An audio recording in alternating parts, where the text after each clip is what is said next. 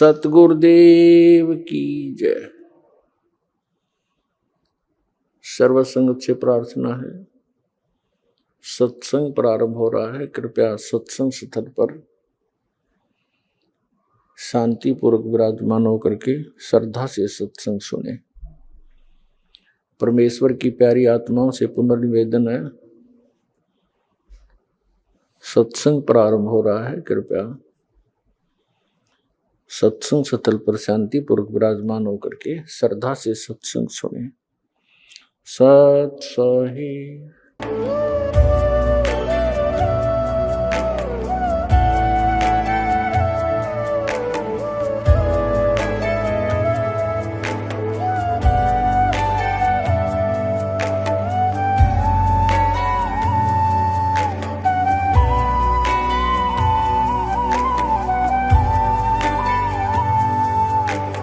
गीता अ18 के श्लोक नंबर 62 में भगवान स्वयं कह रहे हैं कि अर्जुन उस परमेश्वर की शरण में जा जिसकी कृपा से परम शांति व शाश्वत स्थान अर्थात सतलोक को प्राप्त होगा।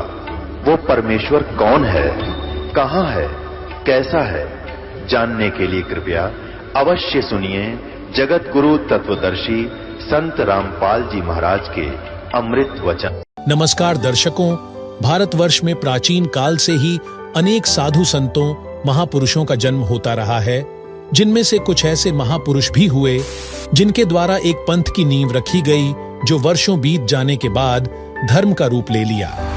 उन्हीं पंथों धर्मों में से एक है जैन धर्म।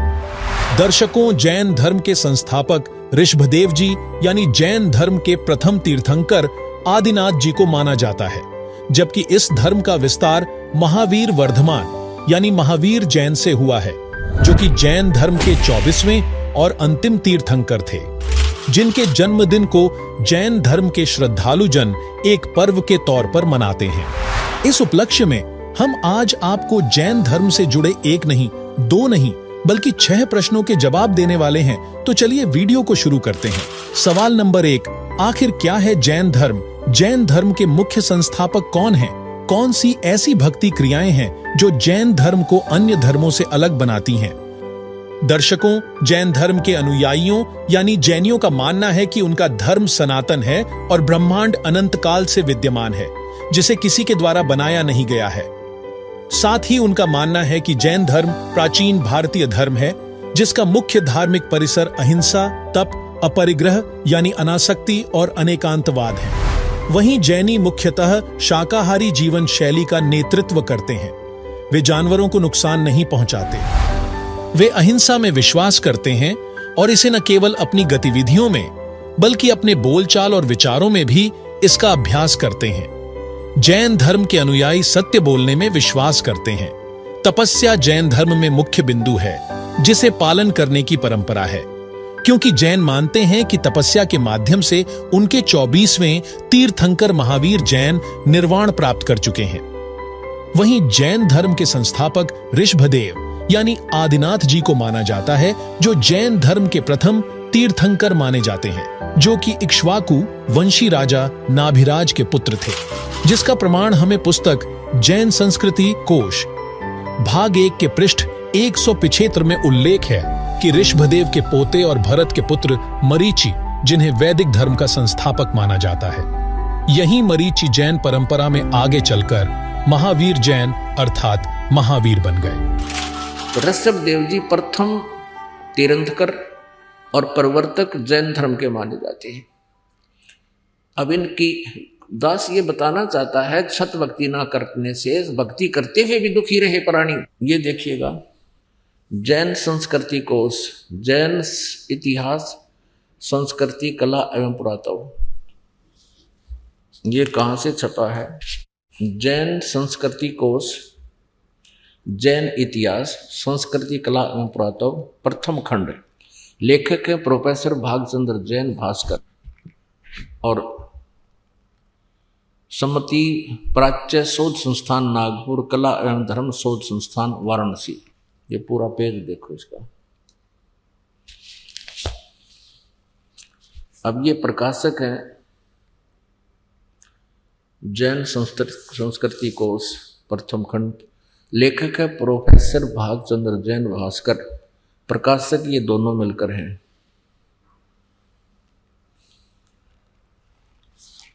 अब ये स्वर्गीय पूज्य पिता श्री गोरेलाल जी जैन एवं पूज्य श्री मातु श्री पूज्या तुलसा देवी जैन की पुण्य समृद्धि में सादर समर्पित। ये यहाँ तक। अब इसके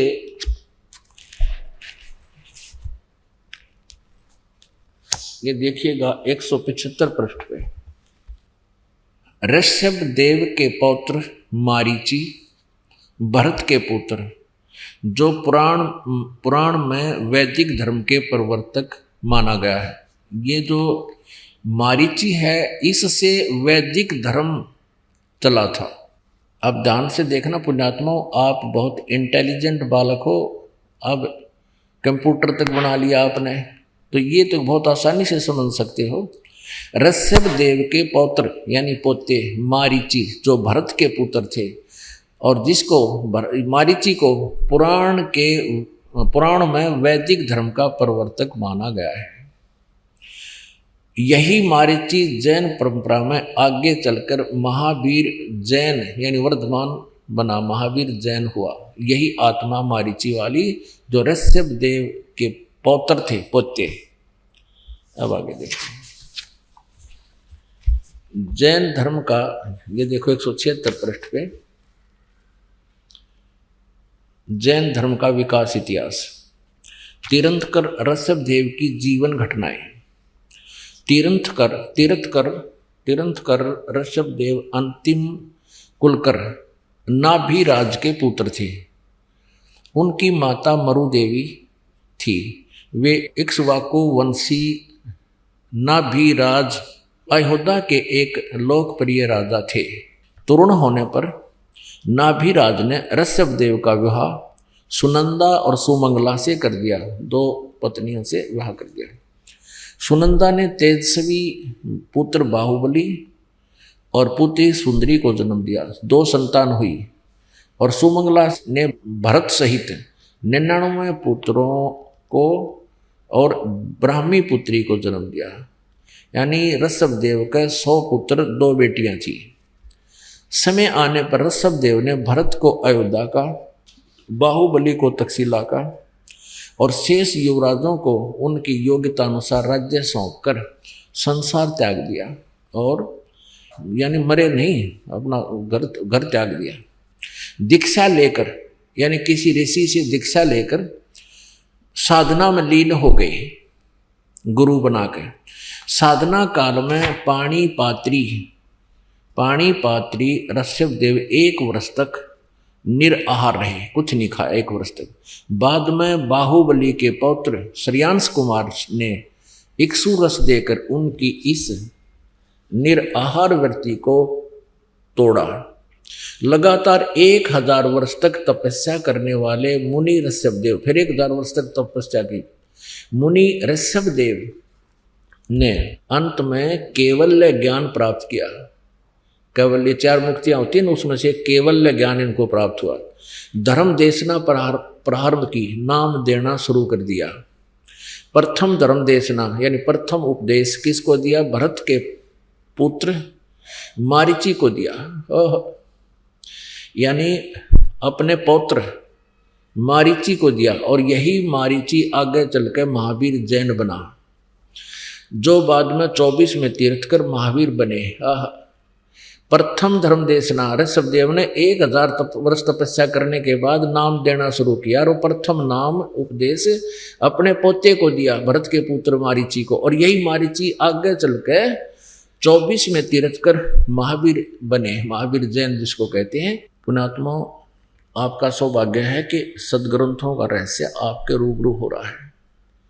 अभी तक न तो जैन धर्म के व्यक्ति अपनी पुस्तकों में क्या रहस्य लिखा उसको समझ पा रहे, न ही हिंदू धर्म के पुण्यात्मा अपने सदग्रंथों से परिचित, क्योंकि ये नकली गुरुओं को ज्ञान नहीं था। ये आज तक ये नहीं बता सके ब्रह्मा विष्णु महेश के माता पिता कौन है। इनके इतिहास में लिखा, इनके सतीथि अजरो अमर बताते हैं, ये नासवान है। तो ऐसे हमें भ्रमित कर रखा है, इन्होंने हमारे ऊपर कैर ढा रखा है, नकली गुरुओं ने हमारे जीवनों को नष्ट कर दिया। जैन धर्म की भक्ति क्रियाओं की बात करें तो जैनियों का मानना है कि ऐसे कई तरीके और साधन हो सकते हैं जिससे परमात्मा की भक्ति की जा सकती है। जैन धर्म सबसे मजबूत तपस्वी परंपरा को दर्शाता है जो तपस्या से प्रेरित है। इसमें निःवस्त्र रहना, उपवास और तपस्या करना शामिल है। जबकि श्रीमद् भगवत गीता अध्याय 6 श्लोक 16 में कहा है, नात्यश्नतस्तु योगोऽस्ति न चैकान्तमनश्नतः न चाति स्वप्नशीलस्य जाग्रतो नैव चार्जुन, कि योग यानी भक्ति न तो ज्यादा खाने वाले की और बिल्कुल न खाने वाले यानी व्रत उपवास रखने वाले की सफल नहीं होती है। वहीं परमेश्वर के तत्व ज्ञान से परिचित होने के बाद संत गरीबदास जी अपनी अमृतवाणी में इस विषय में कहा है, गरीब प्रथम अन्न जल संयम रखें, योग युक्त सब सद्गुरु भांखे। वहीं तपस्या के विषय में सदग्रंथों में क्या कहा गया है देखिए। ऋग्वेद, यजुर्वेद, सामवेद और अथर्ववेद। अथर्ववेद तो इसने बहुत बाद में दिया है अपने पुत्र को, पहले ये 3 वेद दिए थे, उसमें से भी कुछ पोर्शन अलग से रख लिया था। तो कहने का भाव ये है कि ये चारों वेद गॉड गिवन है और श्रीमद् भगवत गीता के अंदर इसने वेद ज्ञान दिया है, बोला है श्री कृष्ण जी में प्रवेश करके। तो जो वेदों से मेल खाता है श्रीमद् भगवत गीता का ज्ञान वो सही है, और वही सूक्ष्म वेद से भी यदि मेल खाता है तो वो सही है। और जो इनसे मेल नहीं खाता है, गीता में जो इसका अपना ज्ञान है वो इसके घर का है, वो हमने नहीं मानना है जो श्रीमद् भगवत गीता में। अब आपको दिखाते हैं अध्याय नंबर 3 का श्लोक नंबर 3 में क्या कहा है। हे निष्पाप, ये भगवान बोला है, ये इतने को भगवान श्री कृष्ण महाराज बोले, इतनी अकल थी, यो काल बोल रहा है इसमें। हे निष्पाप, इस लोक में 2 प्रकार की निष्ठा मेरे द्वारा पहले कही गई है, और उनमें सांख्य योगियों की निष्ठा तो ज्ञान योग से और योगियों की निष्ठा कर्म योग से होती है। फिर क्या कहता है, मनुष्य ने तो कर्मों का आरंभ किए बिना निष्कर्मता को, यानी ये तो अपनी सोच है, प्राप्त होता, और न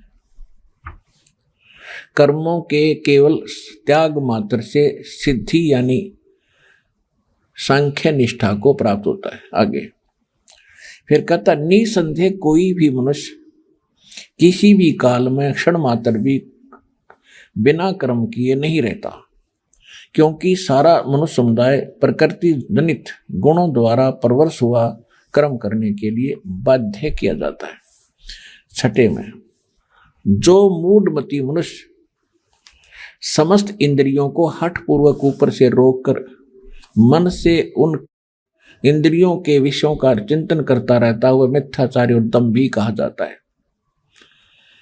फिर 7वें में क्या कहा है, किंतु हे अर्जुन, जो पुरुष मन से इंद्रियों को वश में करके अनासक्त हुआ समस्त इंद्रियों द्वारा कर्म योग का आचरण करता है वही श्रेष्ठ है। यानी तो हट करके बैठ गया तो बाहर से तो दिखाई देगा भक्ति कर रहा है, समाधि लगाने की चेष्टा कर रहा है, लेकिन ये मन किसी समय भी कोई ना कोई सोचे बिना ये रहता नहीं।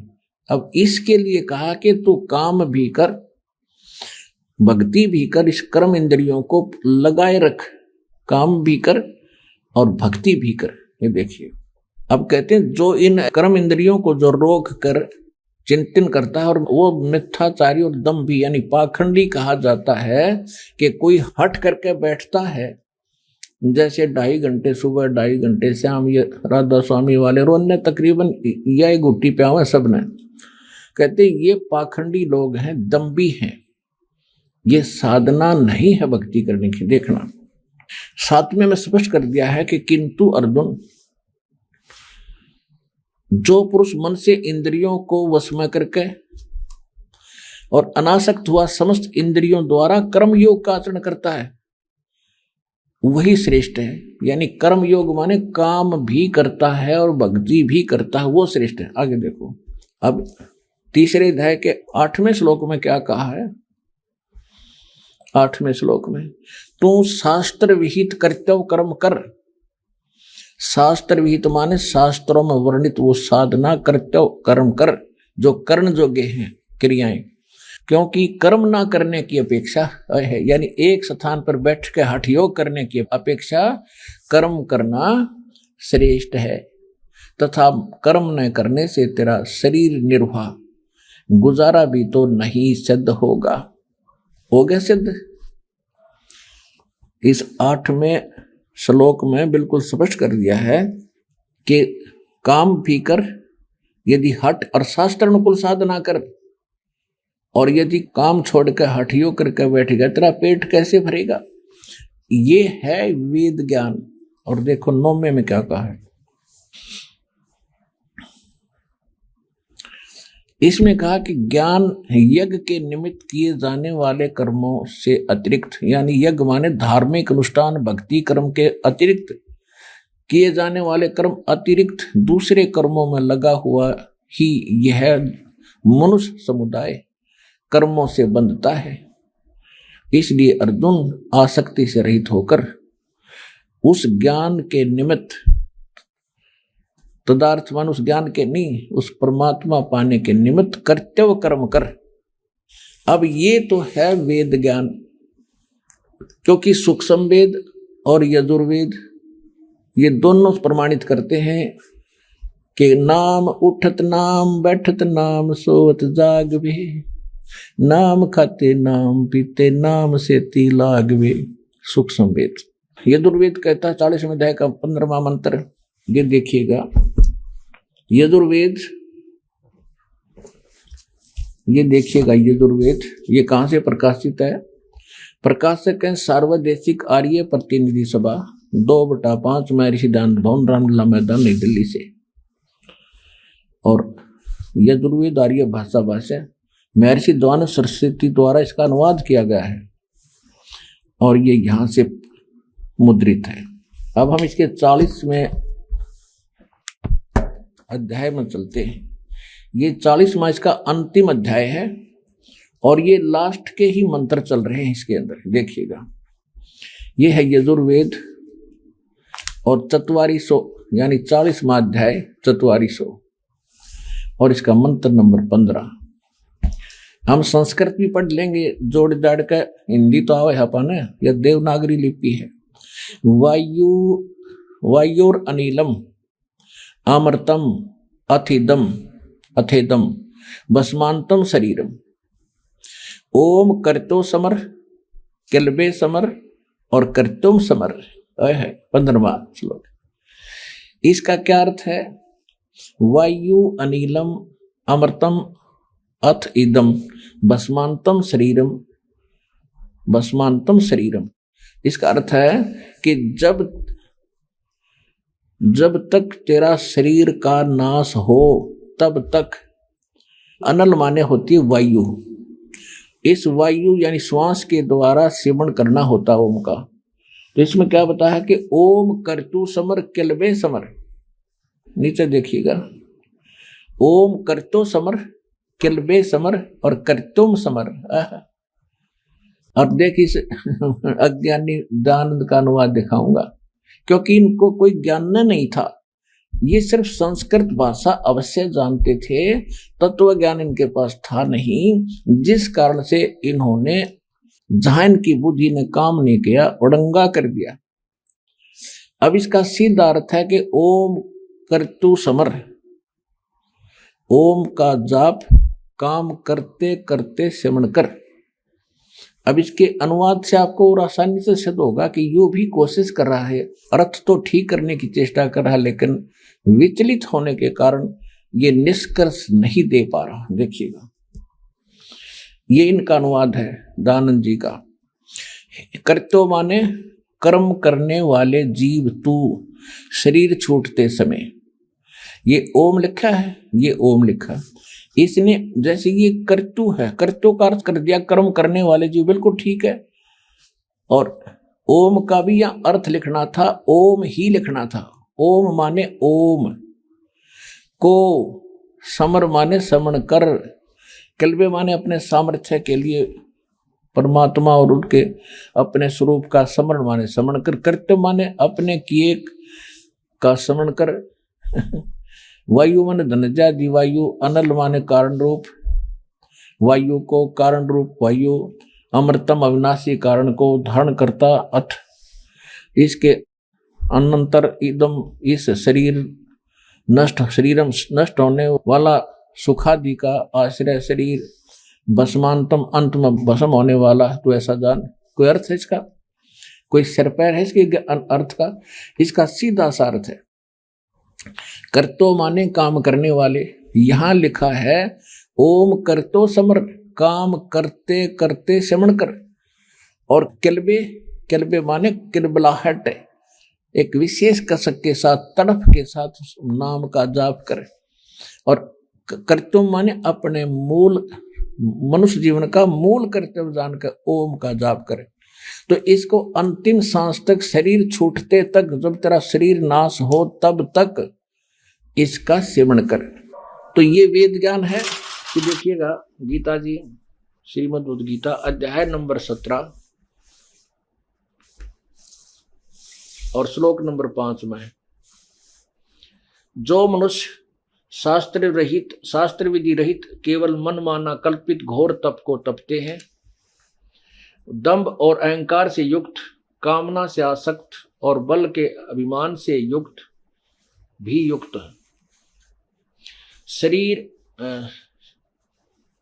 से युक्त।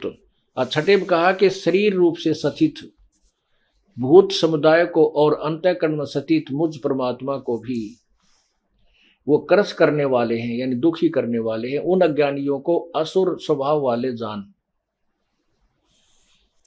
अब क्या बता दिया कि जो अपनी मनमानी तो घोर तप तपते करते हैं, तो उनको शास्त्र विधि त्याग कर, क्योंकि शास्त्र के अनुसार जो तप लिखा है वो और है, वो 3 प्रकार के तप हैं। वो तप नहीं, उनको एक अलग से साधना बताई। जैसे हरिश्चंद्र ने वचन तप किया था कि मैं सत्य बोलूंगा, असत्य नहीं कहूंगा।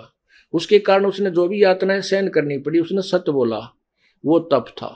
अब जैसे ये दास सत्य बोल रहा है, सच्चाई कह रहा है, हमें भी यातना सहन करनी पड़ी, जेल में भी जाना पड़ा, झूठे मुकदमे भी बना दिए, ये हमारा तप है। और तप का फल भगवान कबीर परमेश्वर सबको देता है। जैसे प्रहलाद ने यही सत्य बोलने का तप किया था, वाणी वाला तप किया था। अपने पिता से कह दिया था कि तू भगवान नहीं है और तेरे द्वारा बताई गई साधना परमात्मा प्राप्त नहीं करा सकती, उस परमात्मा की भक्ति से मोक्ष होगा। इसी से पिता पुत्र का झगड़ा हो गया और उसने खूब सताया। वो जो तप था उसको तप, वो शास्त्र अनुकूल तप था। और जो आंख मीच कर कितने बर्फ में खड़े होकर कितने ऊपर न पा करके कितने झूल गाल के, ये शास्त्र विरुद्ध और मनमाना आचरण तप है, ये नहीं करना चाहिए। इससे सिद्ध है कि उपवास और तपस्या से लाभ मानना जैनियों की गलत धारणा है, क्योंकि यह शास्त्र विरुद्ध मनमाना आचरण है। यही कारण था कि इन क्रियाओं से जैन धर्म के प्रथम तीर्थंकर ऋषभदेव की मौत जंगल की आग में जलने से हुई थी, जिसका प्रमाण श्रीमद् भागवत पुराण में मिलता है। सवाल नंबर 2, जैन धर्म का मूल मंत्र क्या है और इन मूल मंत्रों का हमारे शास्त्रों में कहां प्रमाण है? जैन धर्म कौन से सिद्धांतों पर आधारित है? दर्शकों, नौकार मंत्र जैन धर्म का महत्वपूर्ण मंत्र है, जो कि पवित्र श्रीमद् भगवद गीता अध्याय 8 श्लोक 13 और यजुर्वेद अध्याय 40 मंत्र 17 में उल्लिखित ओम मंत्र का स्वरूप तथा उच्चारण बिगाड़कर ओंकार को नौकार बनाकर जाप करते हैं। ये देखिएगा श्रीमद् भगवत गीता, गीता प्रेस गोरखपुर से प्रकाशित है। जयदयाल गोविंद का इसके अनुवादक है। 8वें अध्याय का 16वां श्लोक आपको दिखाते हैं और ये 8वें अध्याय का 13वां दिखाते हैं। पहले ये गीता जी का ज्ञान ब्रह्म ने श्री कृष्ण जी में प्रवेश करके दिया और वो कहता 8वें अध्याय का 13वां श्लोक, ओम इति एकाक्षरम ब्रह्म व्याहरण माम अनुस्मरण। ये प्रयाति तजंदेहम स याति परमाम गतिम। ये कहता है गीता ज्ञानदाता ब्रह्म श्री कृष्ण में प्रवेश करके प्रेतवत बोल रहा है, माम ब्रह्म मुझ ब्रह्म का, माम ब्रह्म मुझ ब्रह्म का, ओम इति माने यह एक अक्षर, केवल ओम यह एक अक्षर है, व्यवहारन अनुस्मरण उच्चारण करता हुआ श्रवण करने का। और यह प्रयाति तजंदेहम, जो शरीर त्यागते समय तक इसका श्रवण करता हुआ जाता है, सयाति परमाम गतिम, वह परम गति को प्राप्त होता। जो ओम नाम के जाप से जो गति प्राप्त होती है वो क्या है? वो ब्रह्मलोक है। वहीं गीता अध्याय 7 श्लोक 18 में उदारा सर्व एवैते ज्ञानी त्वात्मैव मे मतम् आस्थितः स हि युक्तात्मा मामेवानुत्तमां गतिम्। गीता ज्ञान दाता ब्रह्म अपनी साधना को अनुत्तम अर्थात घटिया बताता है, जिससे स्पष्ट होता है कि नोकार मंत्र का जाप जीव को मुक्त नहीं करेगा और यह निर्वाण प्राप्त करने के लिए अनुचित मंत्र है। जबकि मोक्ष प्राप्ति के 3 मंत्रों का संकेत गीता अध्याय 17 श्लोक 23 में बताया है। देखिए, अब 17 में जाए कि गीता जी के 23वें श्लोक में कहा है कि उस सच्चिदानंद घन ब्रह्म के पाने का 3 मंत्र का जाप का निर्देश है, नथिंग एल्स। निर्देश माने नथिंग और कुछ नहीं, सिंपल ओनली डायरेक्शन। ये है, देखिएगा 17वें अध्याय का और 23वां श्लोक श्रीमद् भगवत गीता, और ये 17वां अध्याय 17वें का 23वां श्लोक है। ओम तत्सत इति निर्देश है, ब्रह्मण है त्रिविध है समर्थ है, ब्राह्मणा तेन वेदा च यज्ञा विहिता पुरा। ओम ओम तत् तत् सत सत, ऐसे यह 3 प्रकार का सच्चिदानंद घन ब्रह्म, उस परम अक्षर ब्रह्म का मंत्र कहा है। अब सच्चिदानंद घन ब्रह्म परम अक्षर ब्रह्म का मंत्र ओम तत् सत, उसको पाने का। ओम तो पुण्यात्मा सीधा है ब्रह्म अक्षर पुरुष का, और जो तत् है वो अक्षर पुरुष का, और सत है ये परम अक्षर ब्रह्म का। ये भी कोड वर्ड है, सांकेतिक शब्द है। ओम और तत् जो सांकेतिक शब्द है वो दोनों मिलकर ये सतनाम बनता है, 2 अक्षर का। और जिसका भी आज तक मोक्ष हुआ उन महापुरुषों ने इस सतनाम का जाप किया है। और जो सत्य है वो सारनाम की तरफ संकेत है, वो भी कोई अन्य मंत्र है, वो सांकेतिक कोड वर्ड दास के पास है, इस पृथ्वी विश्व में किसी के पास नहीं। सवाल नंबर 3, जैन धर्म में मुख्य किस ईश्वर की आराधना की जाती है? इस धर्म के अनुसार ईश्वर के मुख्य कार्य क्या हैं? जैन धर्म में मुख्यतः किसी ईश्वर को नहीं माना जाता, अपितु तीर्थंकरों को ही प्रभु मानकर उनकी मूर्तियों को मंदिरों में स्थापित करके उनकी आराधना की जाती है। वहीं एक बहुदेववादी धर्म होने के नाते जैनी एक भगवान में विश्वास नहीं रखते हैं।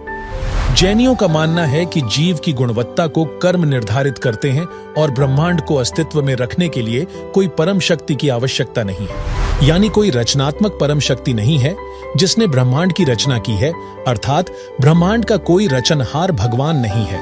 आरंभ से ही इसका अस्तित्व है, जो एक महिला का एक पुरुष के साथ मिलन होने के बाद से होता है और बाद में सभी मर जाते हैं।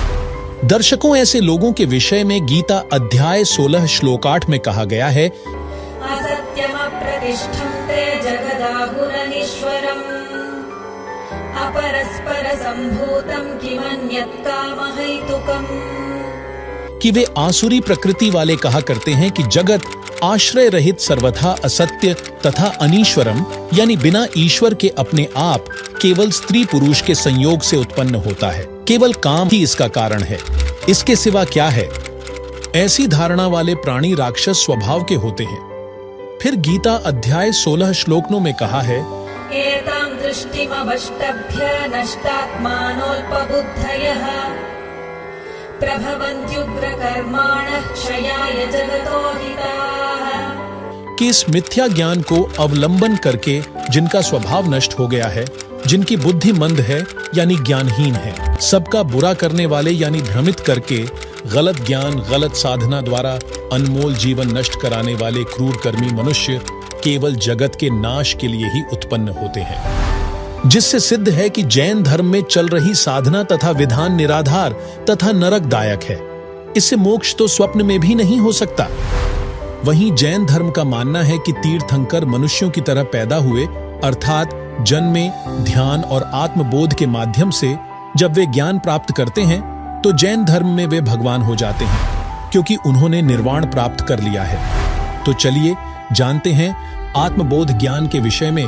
क्या केवल आत्मज्ञान होने से ही जीवात्मा निर्वाण प्राप्त कर सकती है? अभी तक हम सुना करते थे ऋषियों से कि आत्मज्ञान होना चाहिए, और परमात्मा कहते हैं कूप की छाया और कूप के माही ऐसा आत्मज्ञान। जैसे कुएं की छाया कुएं तक सीमित है, उसके बाहर कोई यूज नहीं कुएं की छाया का। कूप की छाया कूप के माही ऐसा आत्मज्ञान। आत्मज्ञान तो ये है कि हम कौन हैं और कहां से आए हैं, हमारा यहां जीने का उद्देश्य क्या है, ये तो है आत्मज्ञान। और फिर परमात्म ज्ञान कि वो परमात्मा कौन है, कहां है, कैसा है, कैसे मिलता है, उसको हम पाने का प्रयत्न कर रहे हैं तो उससे हमें लाभ क्या है, ये परमात्म ज्ञान। तो यहां सत्संग के अंदर आत्म और परमात्म दोनों ज्ञान बताए जाते हैं। अब ये सबको मालूम है कि हम यहां क्यों फंसे हैं, हम जीव हैं, ये बताते हैं सभी हम जीव हैं, और जीव का धर्म जन्म और मृत्यु है, और हमने यहां भक्ति करके स्वर्ग में चले जाना है। स्वर्ग में जाकर के क्या करना है, वहां अपने ठाठ भोगेंगे, मौज करेंगे, वहां मौज कितने दिन करोगे, बस फिर क्या पता, वहां मौज करेंगे जितने आपकी जेब में चवन्नी होगी, जितने पैसे टके आप पुण्य भक्ति साधन के जोड़ के ले जाओगे, उस स्वर्ग महास्वर्ग रूपी होटल में बर्बाद करके खर्च खा के फिर वापस आ जाओगे, क्योंकि वो आपका भोग समय है, भोग का स्थान है। कर्म बनेंगे यही पृथ्वी पर आकर। तो अब यहां से जैसी कमाई करके जाएंगे वहीं जाएंगे जहां की हमारी साधना होगी, और वहां अपना ये समय बर्बाद करके पूंजी नष्ट करके हम फिर वापस आएंगे। तो ये जन्म और मृत्यु सदा बनी रहेगी।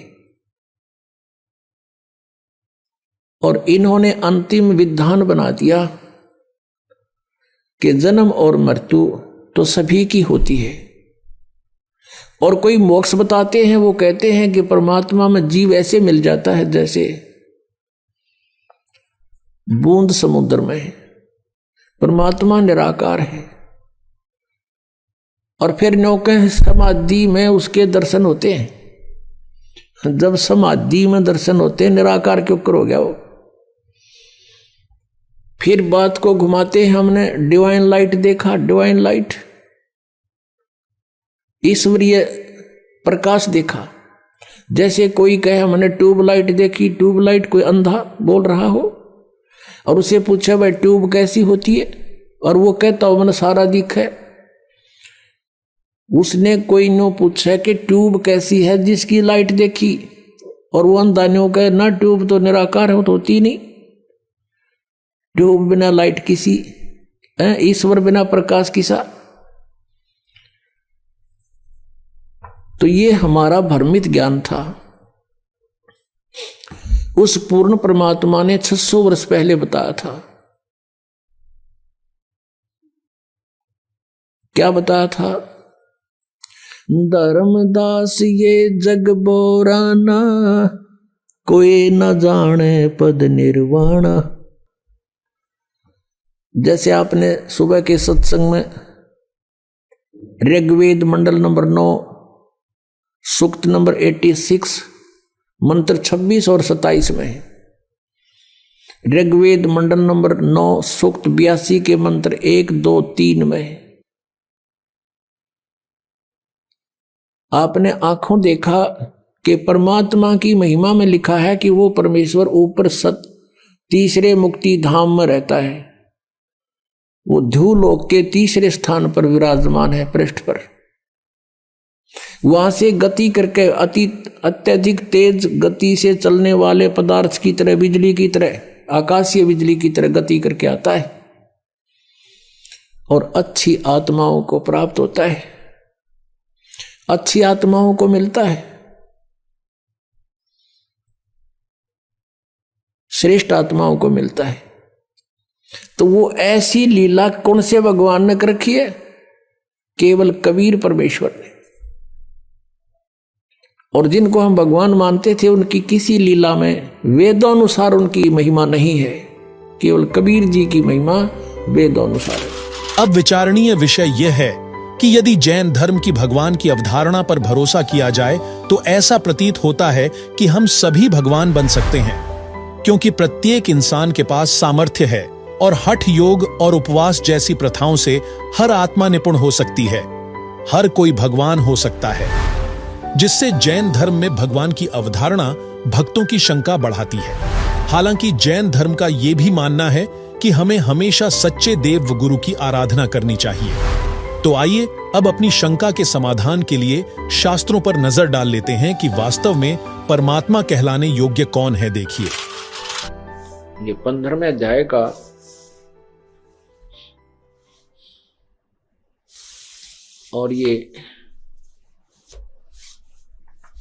16वां श्लोक है।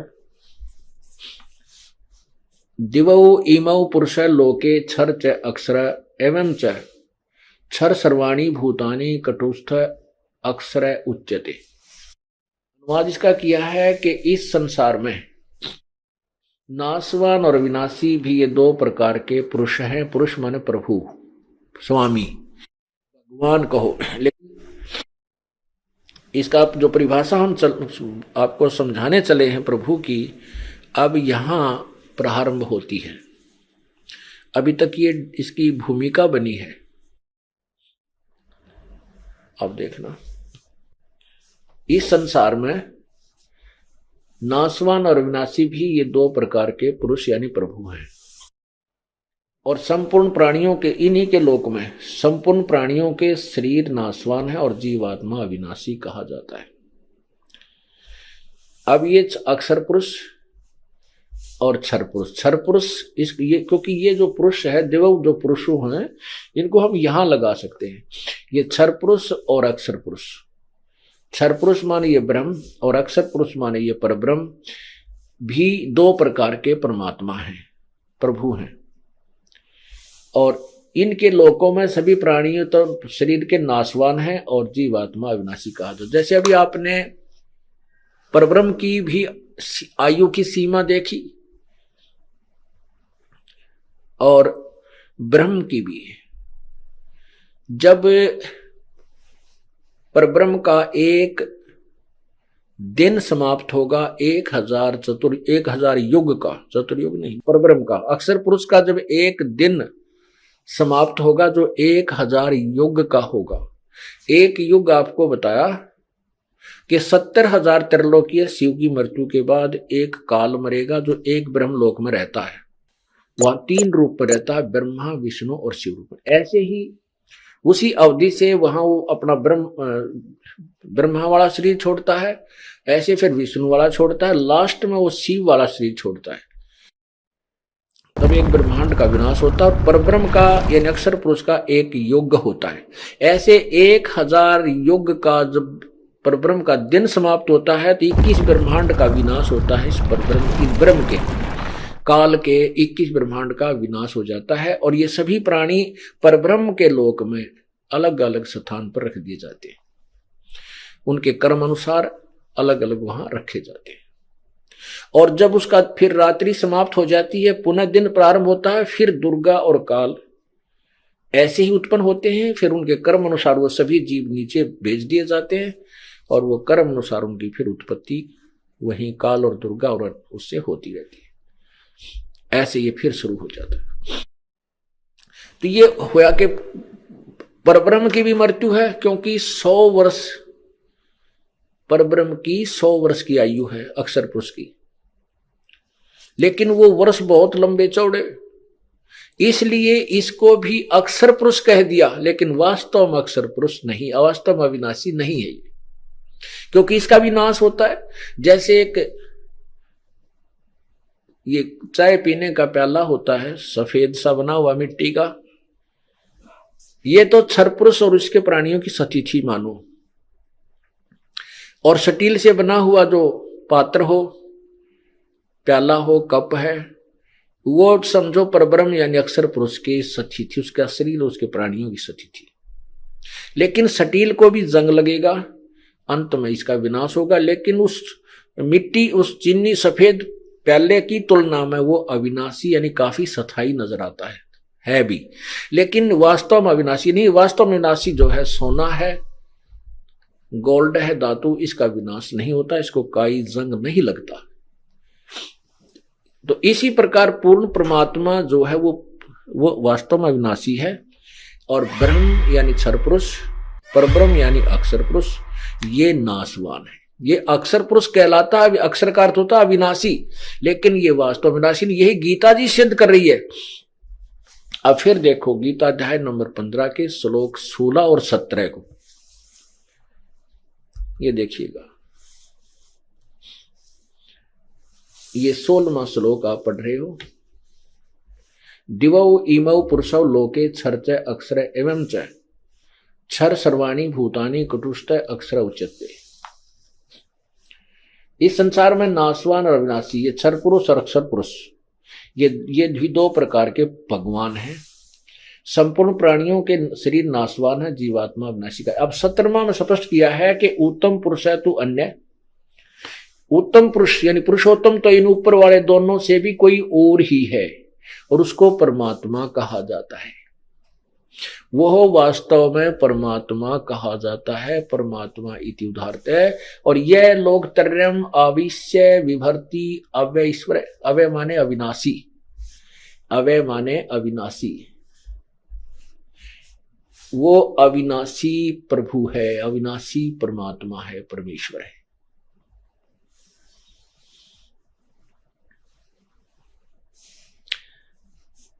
अब सिद्ध हो गया, क्योंकि ऊपर दोनों से कोई और है, क्षर पुरुष और अक्षर पुरुष से कोई उत्तम पुरुष और है, और वही परम अविनाशी, और वही तीनों लोकों में प्रवेश करके सबका धारण पोषण करता है। अब देखना, अब ये समझ में आएगी आपको उल्टा लटका हुआ संसार रूपी वृक्ष का चित्र।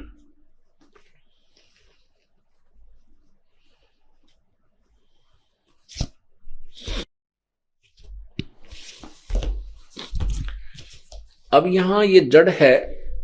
अब देखना, उत्तम पुरुष है तो ये है परम अक्षर ब्रह्म, जो है वो परम अक्षर ब्रह्म है, और ये ऊपर को जड़ वाला ये पूर्ण परमात्मा है।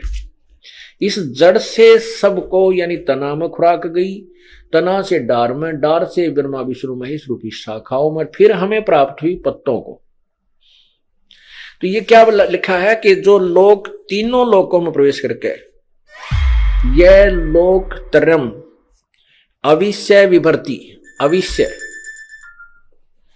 अविश्य माने जो प्रवेश करके, तीनों लोकों में प्रवेश करके सबका धारण पोषण भी वही पूर्ण परमात्मा ही करता है, और वही अविनाशी परमेश्वर परमात्मा इस प्रकार कहा। अगर बात करें ईश्वर के कार्यों की, तो जैन दर्शन अनुसार ईश्वर केवल इस संसार के ज्ञाता और दृष्टा है। ना ही वह जन्म देने वाला, और ना ही वह किसी को पालने वाले, और ना ही किसी भी जीव के संहारक हैं। जबकि हमारे शास्त्र प्रमाणित करते हैं कि ईश्वर ही हमें जन्म मृत्यु के चक्र से छुटकारा दिलवाकर निर्वाण प्राप्त करवा सकता है। देखिए पवित्र गीता जी, गीता अध्याय नंबर 7 के मंत्र श्लोक नंबर 29 में कहा है कि हे अर्जुन, जो इस पूर्ण अखिल यानी पूर्ण ज्ञान को समझ लेता, तत्व ज्ञान को समझने के बाद फिर सभी आध्यात्मिक ज्ञान से परिचित हो जाता है, और वो उस तत्ब्रह्म यानी उस परमात्मा को समझकर, तत्ब्रह्म को समझकर फिर जन्म मृत्यु से छूटने का ही प्रयत्न करता है। ये देखिएगा अध्याय नंबर 7 के ये श्लोक नंबर 29। जरा मरण मोक्षाय माम आश्रित्य यतन्ति ये ते ब्रह्म तत् विदु कृत्नम अध्यात्म कर्म च अखिलम। इसका क्या अर्थ है कि ये अनुवाद किया इन्होंने, जो मेरे शरण होकर, भावार्थ है कि गीता ज्ञान दाता कह रहा है कि मैं जो ज्ञान दे रहा हूं इसके आश्रित होकर के, यानी तत्वदर्शी संत से मिलने के बाद जरा मरण मोक्षाय जरा और मरण से छूटने के लिए यत्न करते हैं वे पुरुष, वो साधक, तत् ब्रह्म, तत्व माने उस, ब्रह्म माने परमात्मा को, इस तत्व माने उस ब्रह्म को और संपूर्ण अध्यात्म को तथा संपूर्ण कर्मों को जानते हैं। इसमें स्पष्ट कर दिया कि जो तत्व ब्रह्म को मेरे इस ज्ञान को आश्रित कर लें, जैसे मैं बता रहा हूं चौथे अध्याय के 34वें श्लोक में कि उस तत्व ज्ञान को तत्वदर्शी संतों के पास जाकर सुन, जो मेरे इस ज्ञान का आसरा लेकर तत्वदर्शी संतों के पास पहुंच जाते हैं और फिर इस पूरे संपूर्ण अध्यात्म ज्ञान से परिचित हो जाते हैं, तो उस तत्ब्रह्म को जानकर, तत्ब्रह्म कौन है ये 8वें अध्याय के प्रथम और तीसरे मंत्र में स्पष्ट होगा। उन सबको जानकर फिर वो जन्म मृत्यु से ही छूटने का प्रयत्न करते। साथ ही जैन धर्म के इस सिद्धांत को गीता अध्याय 16 श्लोक 8-9, गीता अध्याय 15 श्लोक 17 भी एकदम गलत सिद्ध करते हैं, जिसे आप पूर्व में देख व सुन चुके हैं। सवाल नंबर 4, जैन धर्म के साधकों के क्या क्या लक्षण होने चाहिए?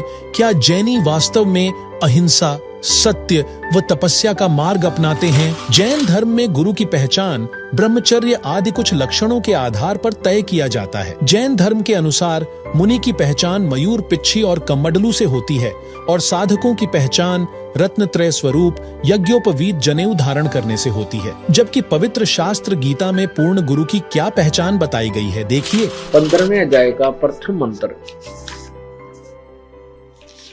15वें अध्याय का प्रथम मंत्र आपको स्पष्ट कर रहा है कि वो तत्वदर्शी संत कैसा होगा।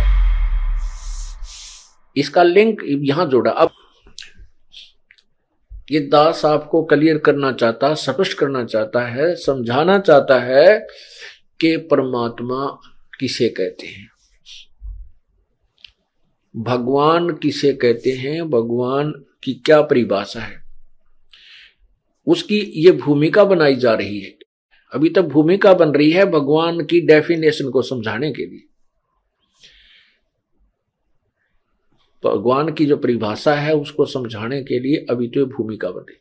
अब तत्वदर्शी संत की पहचान 15वें अध्याय के प्रथम मंत्र में ही बताई है। देखिएगा श्रीमद् भगवद गीता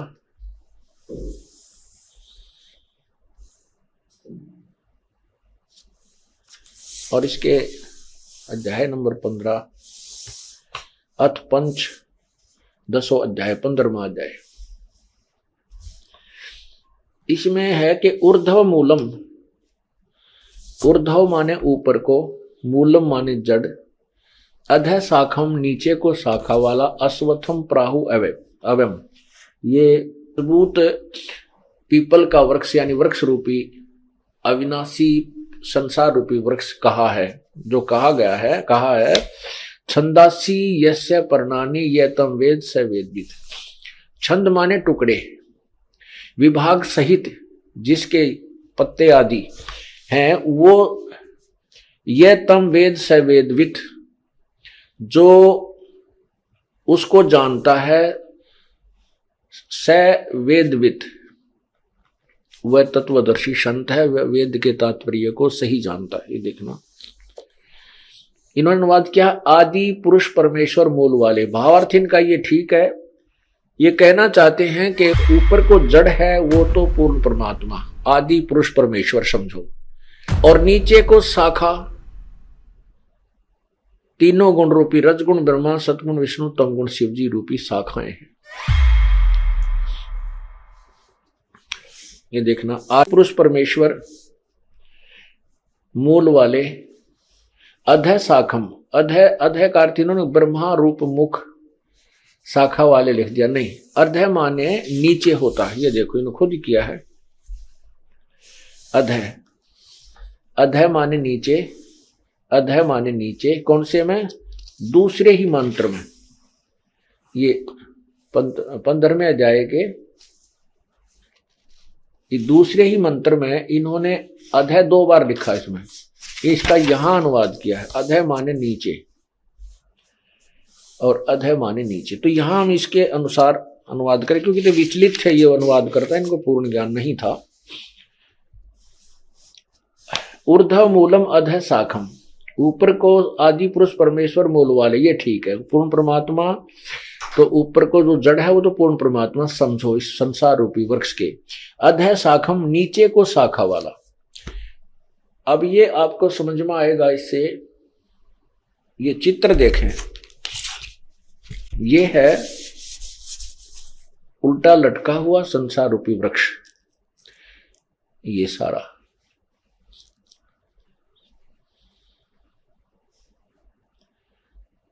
ऊर्ध्व मूलम, ऊपर को पूर्ण परमात्मा रूपी जड़ वाला और नीचे को शाखा वाला, ये उल्टा लटका हुआ संसार रूपी अविनाशी वृक्ष है। और जो संत इसके सभी छंद यानी टुकड़ों को, ये तना क्या है, ये डार क्या है, और ये शाखा क्या है, और ये पत्ते कौन है, तो परमात्मा ने, पूर्ण ब्रह्म ने अपने उस मुख्य ज्ञान में, अपने मुखारविंद से उच्चारित उस तत्व ज्ञान में, अमृत वाणी में, कबीर वाणी में कहा है, अक्षर पुरुष एक पेड़ है, निरंजन वा की डारे, तीनों देवा शाखा है, भाई पात रूप संसार। अक्षर पुरुष ये पूरा एक संसार है, क्योंकि जो जमीन से बाहर दिखाई देता है हम उसको पेड़ मानते हैं, ये वृक्ष है। ये संसार रूपी अक्षर जड़ से जो जमीन से बाहर दिखता है हम उसको वृक्ष कहते हैं, वृक्ष। तो ये अक्षर पुरुष तना जो है ये तो अक्षर पुरुष है, और निरंजन ज्योति निरंजन ये ब्रह्म, ये इसकी डार है, मोटी डार जो निकली। उस डार के फिर 3 शाखाएं बन गई। तीनों देवा, रजगुण ब्रह्मा, सदगुण विष्णु, तमगुण शिव जी, तीनों देवा शाखा हैं, और ये पात रूप संसार। ये परमात्मा ने स्वयं बताया है कि अक्षर पुरुष एक पेड़ है। अक्षर, क्षर पुरुष और अक्षर पुरुष, ये अक्षर पुरुष है, ये क्षर पुरुष है, और ये तीनों देवा रजगुण ब्रह्मा, सदगुण विष्णु, तमगुण शिव जी रूपी शाखाएं हैं, और ये पात रूप संसार है। तो ये जो ऊपर है ये मूल जो है ये पूर्ण परमात्मा है, इसको परम अक्षर ब्रह्म भी बोलते हैं, परम अक्षर ब्रह्म। और ये क्षर ब्रह्म, ये अक्षर, ये परम अक्षर ब्रह्म, ये अक्षर ब्रह्म यानी अक्षर पुरुष पर ब्रह्म भी कहते हैं, ये क्षर पुरुष क्षर ब्रह्म भी कहते हैं इसको। और ये तीनों रजगुण ब्रह्मा, सदगुण विष्णु, ये तीनों शाखा हैं। अब पढ़िए, ज्ञान अब समझ में आएगा गीता जी वाला।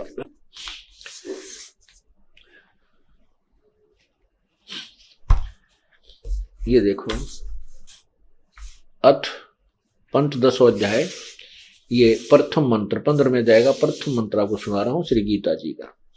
आदि पुरुष परमेश्वर मूल वाले, ऊर्ध्व मूलम, ऊपर को, ऊर्ध्व माने ऊपर को, मूल वाला, और अधः माने नीचे को। इन्होंने लिखा ब्रह्मा रूप मुख, मुख्य शाखा वाले, ब्रह्मा रूप मुख्य शाखा वाले नहीं, अधः शाखम, नीचे को शाखा वाला। ये संसार रूपी पीपल के वृक्ष को अविनाशी कहते हैं, वेद जिसके पत्ते हैं। छंद माने टुकड़े होता है, छंदासी यस्य प्रणानी, और इसके छंद, इसके टुकड़े जो हैं वो अलग अलग विभाग हैं, उसके पत्ते आदि कई हैं। उस संसार वृक्ष को जो पुरुष, जो व्यक्ति मूल सहित जड़ से लेकर शाखाओं तक तत्व से जानता है, वह वेद के तात्पर्य को जानने वाला है। तम यह वेद, उसको जो जानता है, वेद माने जानना भी होता है, ज्ञान होता है। स वेदवित, उस वह वेद के तात्पर्य को, अर्थात वो तत्वदर्शी संत है जो इन पूरे संसार रूपी वृक्ष के विभाग सहित बता देता है कि ये तना कौन है, ये जड़ कौन है, ये तना कौन है, ये डार कौन है, और ये शाखाएं क्या है, पत्ते क्या है। है तत्वदर्शी संत है। ये गीता जी अध्याय नंबर 15 के मंत्र 1 ने स्पष्ट कर दिया तत्वदर्शी संत की पहचान क्या है। वहीं जैनी मानते हैं कि हमारा मार्ग अहिंसा का है, इसलिए वे शहद नहीं खाते, रात्रि में भोजन नहीं करते, पानी छान कर पीते हैं, आदि आदि क्रियाएं करते हैं। लेकिन आज के आधुनिक युग में वैज्ञानिकों ने प्रमाणित कर दिया है कि ऐसे बहुत सारे सूक्ष्म जीव होते हैं जो नंगी आंखों से नहीं देखे जा सकते, उन्हें सिर्फ माइक्रोस्कोप से ही देख सकते हैं। इस बारे में सूक्ष्म वेद में कहा गया है, पृथ्वी ऊपर पग जो धारे, करोड़ जीव एक दिन में मारे। एक पेट के लिए घूमते फिरते हो, व्यापार करते हो, और एक दिन में करोड़ों जीवों को मार के विश्राम करते हो और कहता मैं पाप नहीं करता। और तुम्हारे दोनों अकाउंट लिखे जाते हैं, पुण्य अलग से पाप अलग से, और तुम्हें दोनों भोगने पड़ते हैं। और वो हमारे पास वो भक्ति है कि तुम्हारे इन पापों को एक पल में नाश कर देंगे और आगे ऐसी भक्ति विधि बता देंगे जो प्रतिदिन जैसे कर्मवश जो पाप आपके होते हैं उनको प्रतिदिन साधना बताई जाती है। जैसे आप वस्त्र पहनते हो, डेली पहनते हो, मैला हो जाता है, उसको साबुन और जल से साफ कर लिया, सुबह फिर स्वच्छ हो गया। तो ऐसी जो साधना मेरे पास है, परमात्मा कहते हैं कबीर जी कि उससे आपके प्रतिदिन किए जाने वाले उन मैलों का भी, पापों का भी नाश होगा। और जब तक ये साधना नहीं प्राप्त करोगे तो वो आपके पाप लिखे जाएंगे अलग से और पुण्य अलग से। और जो साधना जैन समुदाय कर रहा है वो भी पाप नाशक नहीं है। वेदों में प्रमाण है कि केवल पूर्ण परमात्मा ही पाप काट सकता है। आपको दिखाते हैं श्रीमद् भगवत गीता पदछेद अन्वय साधारण भाषा टीका सहित। ये गीता प्रेस गोरखपुर से प्रकाशित है, जयदयाल गोविंद का इसके अनुवादक है। ये अध्याय नंबर 4 है श्रीमद् भगवत गीता का। ये 25 में क्या कहा है, दूसरे योगीजन देवताओं के पूजन रूप यज्ञ का यानी धार्मिक अनुष्ठान का बड़ी प्रतिपाती अनुष्ठान किया करते हैं। पर उपासते माने पूजा करते हैं, ये उपासते माने पूजा करते हैं। और अन्य ब्रह्म अग्नौ यानी ब्रह्म परब्रह्म नहीं, इस काल की साधना तक सीमित है, आत्म रूप यज्ञ का हवन किया करते हैं। और 26वां अन्य श्रोत्रादि समस्त इंद्रियों को संयम रूप अग्नियों में हवन किया करते हैं, यानी कुछ अपने इन कान आदि रोक राख कर ये क्रियाएं करते रहते हैं। दूसरे योगीजन शब्द आदि, शब्द स्पर्श रूप रसगंध, इन समस्त विषयों को इंद्रिय रूप अग्नि में हवन किया करते हैं, यानी अपने संयम साधना में लगे रहते हैं। दूसरे योगीजन इंद्रियों की संपूर्ण क्रियाओं को और प्राणों की समस्त क्रियाओं को, श्वासों की, प्राण माने श्वासों की, ज्ञान से प्रकाशित आत्म संयम रूप योग रूप अग्नि में हवन किया करते हैं। हवन माने साधना करते हैं। और कई पुरुष द्रव्य संबंधी यज्ञ करने वाले हैं, यानी द्रव्य संबंधी माने धन से होने वाला, जैसे कोई भंडारा कर दिया, कितना कंबल बांट दिए, और कहीं कोई धर्मशाला बनवा दी, कोई मंदिर बनवा दिया, इस तरह कितना भंडारे कर दिए। इस तरह कहते हैं कुछ एक इस प्रकार की साधना करके संतुष्ट है कि हमने बहुत कुछ कर लिया। द्रव्य संबंधी यज्ञ, द्रव्य माने धन से होने वाली करने वाले कितने ही तपस्या रूप यज्ञ करते हैं, कई तपस्या ही करते हैं, अनुष्ठान करते तपस्याओं का। दूसरे योग करते हैं, योग अभ्यास, यानी पेट घुमा दिया कि ऊपर न पर नीचे न सिर कर ली, इस तरह की क्रियाओं से ही वो अपने आप को संतुष्ट मानते हैं। और कुछ एक अहिंसावादी तीक्ष्ण व्रतों से युक्त यत्नशील पुरुष, कुछ एक ऐसे जो से मुंह पर पट्टी बांध के और नंगे पैरों चल है, इसको अहिंसावादी तीक्ष्ण व्रत बोलते हैं। कुछ ऐसी क्रियाएं करते हैं। और कुछ स्वाध्याय रूप ज्ञान यज्ञ करने वाले हैं, जैसे गीता जी का पाठ कर लिया या कोई मंत्र, वेदों के मंत्र गोट लिए, इस तरह के स्वाध्याय बोलते हैं। अब 29-30 में क्या कहा कि दूसरे कितने योगी जन अपान वायु में प्राणवायु को हवन करते हैं, यानी अपने अंदर की 5 प्राणों से ही खसते रहते हैं प्राणवायु को अपान वायु में। अन्य कितने ही नियमित आहार करने वाले हैं, यानी सीमित आहार, एक बार खा लिया, थोड़ा सा खा लिया, उसका अभ्यास करते रहे। कुछ प्राणायाम करते रहते हैं प्राणों की और अपान की गति को रोककर प्राणों को श्वास छोटा कर बड़ा श्वास बढ़ाने घटाने के चक्कर में लगे रहते हैं, प्राणों में हवन क्या करते हैं। ये सभी साधक यज्ञों के द्वारा पापों का नाश कर देने वाले यज्ञों को जानने वाले हैं। इसका वास्तविक अर्थ ये है कि ये सभी अपनी अपनी साधनाओं को पाप नाश करने वाली जानते हैं। यदि ये इनको पता लग जाए कि ये साधना पाप नाशक नहीं है, तुरंत त्याग देंगे ये। यदि यही सही होते, फाइनल होते, तो चौथे अध्याय के 32वें श्लोक में गीता ज्ञानदाता ये नहीं कहता कि और विस्तार के साथ वहां लिखी हुई है। अब और विस्तार क्या रह गया, जितने डोले डोने थे सारे लिख कर रखे, इसमें बता रखे। अब देखना अध्याय नंबर 4 के और श्लोक नंबर 32 में कहा है, इसमें एक शब्द है एवं बहुविधा यज्ञ वित्त ब्रह्मणे मुखे। ये ब्रह्मणे शब्द है इसमें चौथे अध्याय के 32वें श्लोक में। कर्मजान विधितान सर्वान एवं ज्ञात्वा विमोक्ष यसे विमोक्ष से। अब क्या बताते हैं, इस ब्रह्मणे मुखे का जो अर्थ, ब्रह्मणे मुखे को हमने देखना है, इन्होंने अनुवाद गलत किया है। एवं माने इस प्रकार, बहुत प्रकार के यज्ञ यानी धार्मिक अनुष्ठान इन्होंने वेद की वाणी में कर दिया, ये गलत कर दिया। ब्रह्मणे मुखे का अर्थ लिखना था सच्चिदानंद घन ब्रह्म की वाणी में विस्तार से कहे गए। उन सब को तू कर्म जान, यानी कर्मों से, शारीरिक क्रियाओं से संपन्न होने वाले जान। नाम उठत नाम बैठत नाम सोत जागबे, नाम खाते नाम पीते नाम सेती जागबे लागबे, ये क्रिया है उसमें। विधितान, विधि जान, उनको जान। इस प्रकार तत्व से जानकर उनके अनुष्ठान द्वारा तू कर्म बंधन से सर्वथा मुक्त हो जाएगा। अब ये देखना, हमने ये गलत कर दिया, ने बेईमानी कर रखी यहाँ पे। यहां लिखना था सच्चिदानंद घन ब्रह्म की वाणी में। अब आपको दिखाते हैं इसी श्रीमद् भगवत गीता अध्याय नंबर 17 के श्लोक नंबर 23 में। इसमें है ओम तत्सत इति निर्देश है ब्रह्मण तिर्विध समर्थ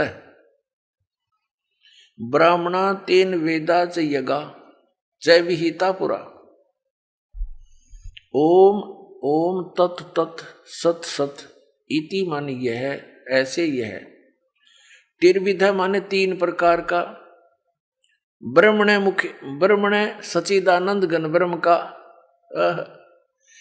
ब्रह्मणे माने सच्चिदानंद घन ब्रह्म, ये यहां बिल्कुल सही इन्होंने अनुवाद किया है, का नाम कहा है। अपने आत्मा इस गीता जी अध्याय नंबर 17 के श्लोक नंबर 23 में एक तो ये कंसेप्ट क्लियर हो गया कि गीता ज्ञान दाता से एक सच्चिदानंद घन ब्रह्म कोई और है, सुप्रीम पावर, समृद्ध शक्ति, और उसका मंत्र है ओम तत्सत। ये 3 मंत्र का है। तो एक तो हमारी पवित्र गीता से हमें ये मिलेगा कि कौन सी साधना करने की है, वो कौन से मंत्र हैं जो जाप करके मोक्ष प्राप्ति होती है, और दूसरे फिर हम प्रमाण लेंगे उन महापुरुषों से जिनको हम मुक्त मानते हैं और जिनका ये अन्य संत पंथ उन महापुरुषों के भी प्रमाण देते हैं कि वो पार हो गए, वो महापुरुषों की वाणी भी लेते हैं। तो उन्होंने भी कौन से मंत्र जाप किए, फिर ये सब रास्ता साफ हो जाएगा, शंका समाप्त हो जाएगी। शंका समाप्त हुई, भगवान मिला, फिर तो क्रिया करनी शेष रह जाएगी। और वो क्रिया इतनी आसान है, चलते फिरते उठते बैठते भगवान का कभी कितना ही भजन कर लो, काम करते करते, और अंतिम सांस तक साधना करनी है, भगवान साथ लेकर जाएगा आपको सतलोक में। अब देखो, अब हम फिर आगे अध्याय नंबर 4 के श्लोक नंबर 32 पे। अब इसमें है, इस प्रकार बहुत प्रकार के यज्ञ माने धार्मिक अनुष्ठानों की जानकारी ब्रह्मणे मुखे, यहां लिखा गया सच्चिदानंद घन ब्रह्म की वाणी में विस्तार के साथ कहे गए हैं। उन सब को तू कर्म जान, यानी शारीरिक क्रियाओं द्वारा संपन्न होने वाले जान। इस प्रकार तत्व से जानकर उनके अनुष्ठान द्वारा कर्म बंधन से सर्वथा मुक्त हो जाएगा। इस अध्याय नंबर गीता अध्याय नंबर 4 के श्लोक नंबर 32 का सारांश है कि गीता ज्ञानदाता कह रहा है कि एक सच्चिदानंद घन ब्रह्म की वाणी में, जो उस सच्चिदानंद घन ब्रह्म ने यानी परम अक्षर ब्रह्म ने, पूर्ण परमात्मा ने आकर अपने मुख कमल से जो ज्ञान दिया है, वो वाणी मुखे, मुखे माने मुख कमल से उच्चरित वाणी में, मुख से बोले गए उस ज्ञान में वो विस्तार के साथ कहा गया। और उसको जानने के बाद फिर पूर्ण रूप से सभी प्रकार से तो सब कर्मों से मुक्त हो जाएगा। वेद जो है भगवान की महिमा का एथेंटिक रिकॉर्ड है, उसमें परमात्मा की महिमा लिखी है, और ये खुद मानते हैं कि जो वेद में लिखा है वो हमें स्वीकार्य है। वेद सत्य है। यदि वेद सत्य है तो फिर सत्यार्थ प्रकाश की है, ये तो झूठार्थ प्रकाश है। अब दिखाते हैं आपने वेद में क्या लिखा है। अब यजुर्वेद, इसका अनुवाद करता भी मैं ऋषिदानंद है। देख कमाल की बात है, युद्ध भांग पिया करता तो नरी उतरने नहीं देता, ऐसा लगता है। इसकी जीवनी में लिखा है भांग पीता था, दिखाएंगे आपको कभी। अब ये कहाँ से प्रकाशित है? प्रकाशक है सार्वदेशी कार्य प्रतिनिधि सभा 2/5 महर्षि दानंद भवन रामलीला मैदान नई दिल्ली से। महर्षि दानंद सरस्वती द्वारा इसका अनुवाद किया गया। मुद्रक है Prince offset printers 1510 Pataudi house Daryaganj नई दिल्ली से। 241 पृष्ठ पे है। 8वां अध्याय यजुर्वेद भाषा भाष्य, ये 13वां मंत्र है। 13वां, इसमें क्या लिखा है? देव कर्तस्य एनस्य एवजनम असि, मनुष्य कर्तस्य एनस्य एवजनमसि, पितर कर्तस्य एनस्य एवजनमसि, आत्म कर्तस्य एनस्य एवजनमसि, अनस्य अन्नस्य एवजनमसि। अब इसका अनुवाद यहाँ किया इन्होंने 242 पृष्ठ पे। ये 241 पर हम पढ़ रहे थे, यहाँ देखो 242 पर। अब यहाँ इसका थोड़ी बहुत कोई उतर गई होगी, इसकी भांग है। इसने फिर यहाँ उलझाने की चेष्टा की है कि हे सबके उपकार करने वाले मित्र, आप दान देने वाले के एनस्य माने अपराध के, एनस्य एवजनम माने विनाश करने वाले हो, क्षमा करने वाले हो। अब यह मित्र लिख दिया। अब पढ़ने वाला ने सोचा चलो ये तो मित्र मित्र के बारे में, कि तो भगवान का जिक्र है नहीं छोड़ा इसने। अब इसी के कर कमलों से लिखा हुआ और दिखाते हैं सत्यार्थ प्रकाश में। ये देखिएगा, ये सत्यार्थ प्रकाश वही वेद, अब बाद में दिखाएंगे थोड़ा आपको पुनः। और ये कहाँ से प्रकाशित है? वैदिक यति मंडल वही है। और ये दान मठ गोहाना मार्ग से प्रिंटेड है, आचार्य प्रिंटिंग प्रेस रोहतक से, दान मठ गोहाना मार्ग रोहतक से। इसके प्रथम समोल्लास में और पृष्ठ नंबर 18 पे ये नीचे क्या कहता है कि जो सबसे स्नेह करे, सबको प्रीति करने योग्य है, वह परमेश्वर सबका सच्चा मित्र है। इससे परमेश्वर का नाम मित्र है। तो वहाँ मित्र की जगह हम परमेश्वर कहेंगे। बिल्कुल यहाँ है परमेश्वर की महिमा, वेद कोई मित्रांगी थोड़ी है। और दान देने वाले के पाप मित्र के नाश करेगा, बता कोई बात है? तो ये मित्र परमेश्वर का नाम लिख दिया इसने, और लिख दिया इसलिए कि कोई पढ़ ना गा के देते ये ज्ञानता पता लग जा, तो पढ़ेगा तो नहीं सोचेगा कोई मित्र के बारे में बोल रखे। एक बार हमारा जो करोथा कांड इन्होंने करवाया, इसका यही कारण था। दास ने यही जो स्टेटमेंट आज आपको बता रहा है समाचार पत्रों में निकाल दी, और आर्य समाज के आचार्यों को पता लग गया कि तुम्हारा रोजगार गया। जय दयानंद की अज्ञानता का पता लग गया हमारे दयानंद के अनुयायियों को, ये सारे भागेंगे यहाँ से, तुम्हें फिर चंदा मिला को नहीं। तो हमने ये न्यू का न्यू लिखा था, फोटो स्टेट तो नहीं किया था, ऐसे लिख के भेजा था कि ये ऐसे बोलता सत्यार प्रकाश में, और ये यजुर्वेद में ऐसे लिखा है। तो इन्होंने जवाब दिया फिर उसका पेपर में, समाचार पत्र में, कि रामपाल तो संस्कृत ना जानता, यो के जाने वेदों के बारे में। वो तो दयानंद जी तो महर्षि थे, उन्होंने समाधि लाला के वेदों के अर्थ निकाले हैं, और वहाँ पर मित्र शब्द लिखा है, परमेश्वर के बारे में नहीं लिखा है। अब आम आदमी इतना प्रभावित था इन नकली ऋषियों से कि वो सच्चे हैं, और अन्य व्यक्ति कुछ भी कहता रहो वो सही लिख कर गए होंगे। इसलिए परमात्मा ने दया करी इस प्रोजेक्टर की, और ताकि आप स्वयं देख सके। अब यहाँ मित्र का अर्थ परमेश्वर है इन्हीं के शब्दों में। अब पढ़ेंगे, देखो अब हम यजुर्वेद पर आ गए हैं, सत्यार प्रकाश रख दिया है। अब इसके हम 8वें अध्याय के वही 13वां मंत्र पढ़ रहे हैं।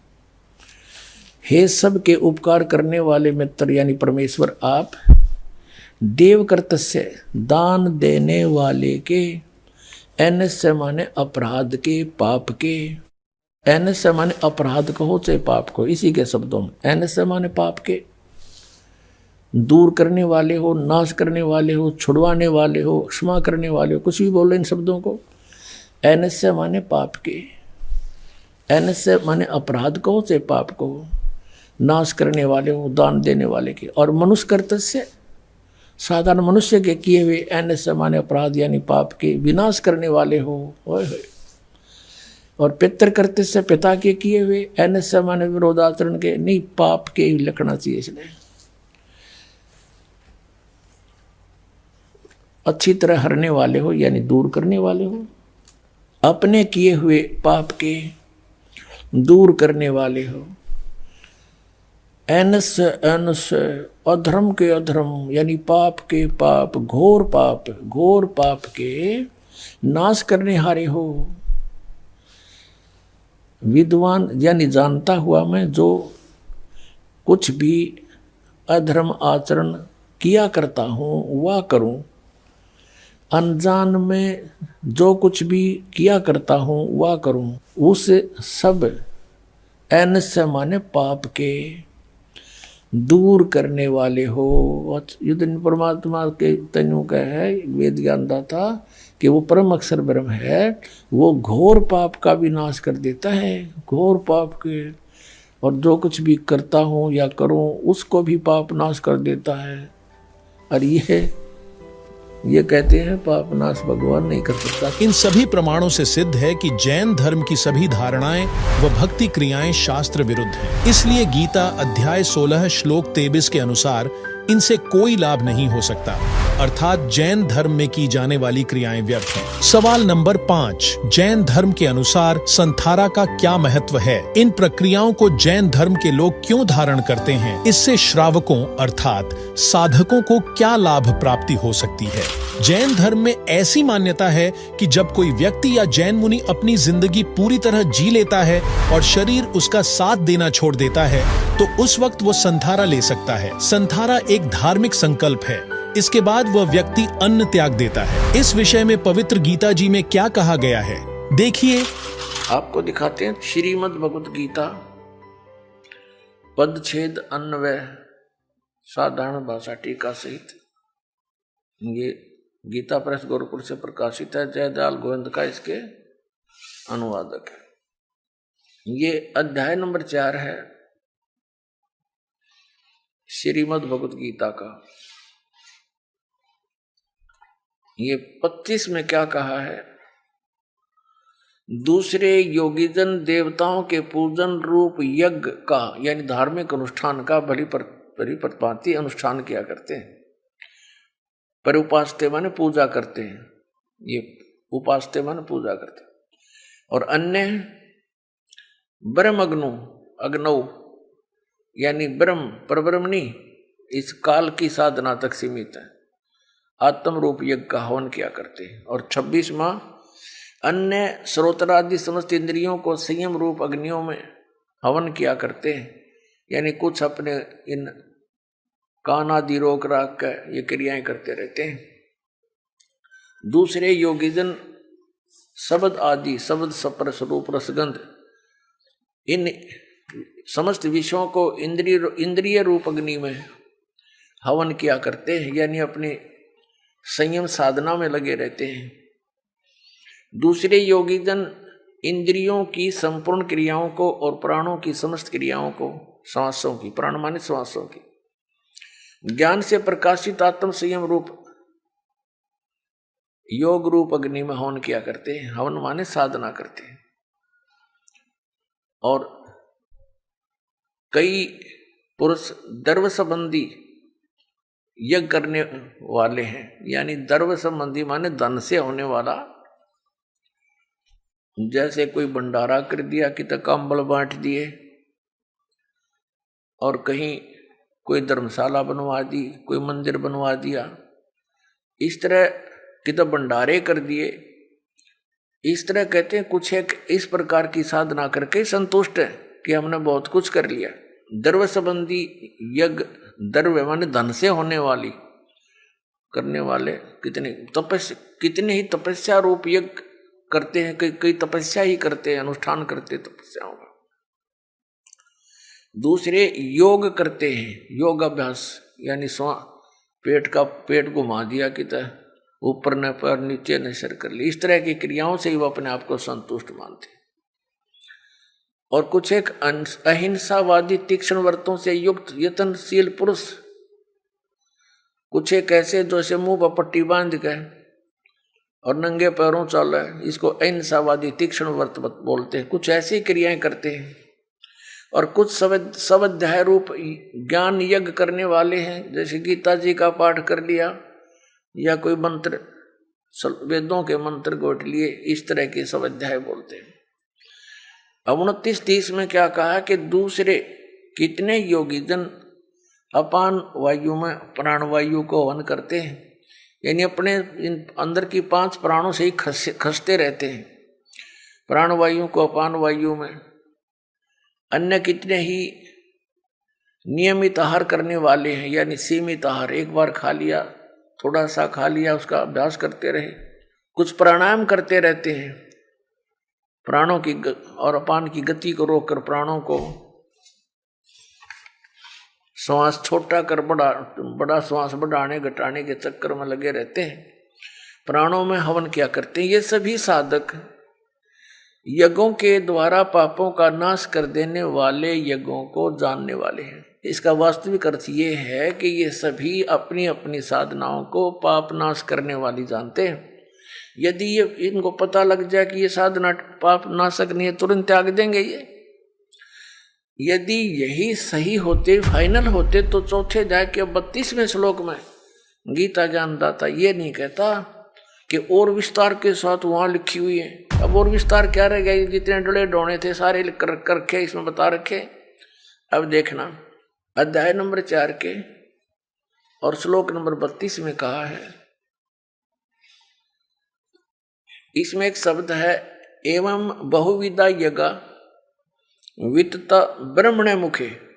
ये ब्रह्मणे शब्द है इसमें, चौथे अध्याय के 32वें श्लोक में। कर्मजान विधितान सर्वान एवं ज्ञात्वा विमोक्ष से। अब क्या बताते हैं, इस ब्रह्मणे मुखे का जो अर्थ, ब्रह्मणे मुखे को हमने देखना है। इन्होंने अनुवाद गलत किया है।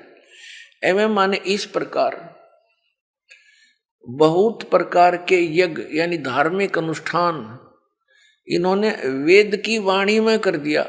ये गलत कर दिया। ब्रह्मणे मुखे का अर्थ लिखना था सच्चिदानंद घन ब्रह्म की वाणी में विस्तार से कहे गए। उन सबको तू कर्म जान यानी कर्मों से शारीरिक क्रियाओं से संपन्न होने वाले जान। नाम उठत नाम बैठत नाम सोत जागबे नाम खाते नाम पीते नाम सेती जागबे लागबे, ये क्रिया है उसमें। विधि तान विधि जान उनको जान। इस प्रकार तत्व से जानकर उनके अनुष्ठान द्वारा तू कर्म बंधन से सर्वथा मुक्त हो जाएगा। अब ये देखना हमने ये गलत कर दिया ने, बेईमानी कर रखी यहाँ पर। यहां लिखना था सच्चिदानंद घन ब्रह्म की वाणी में। अब आपको दिखाते हैं इसी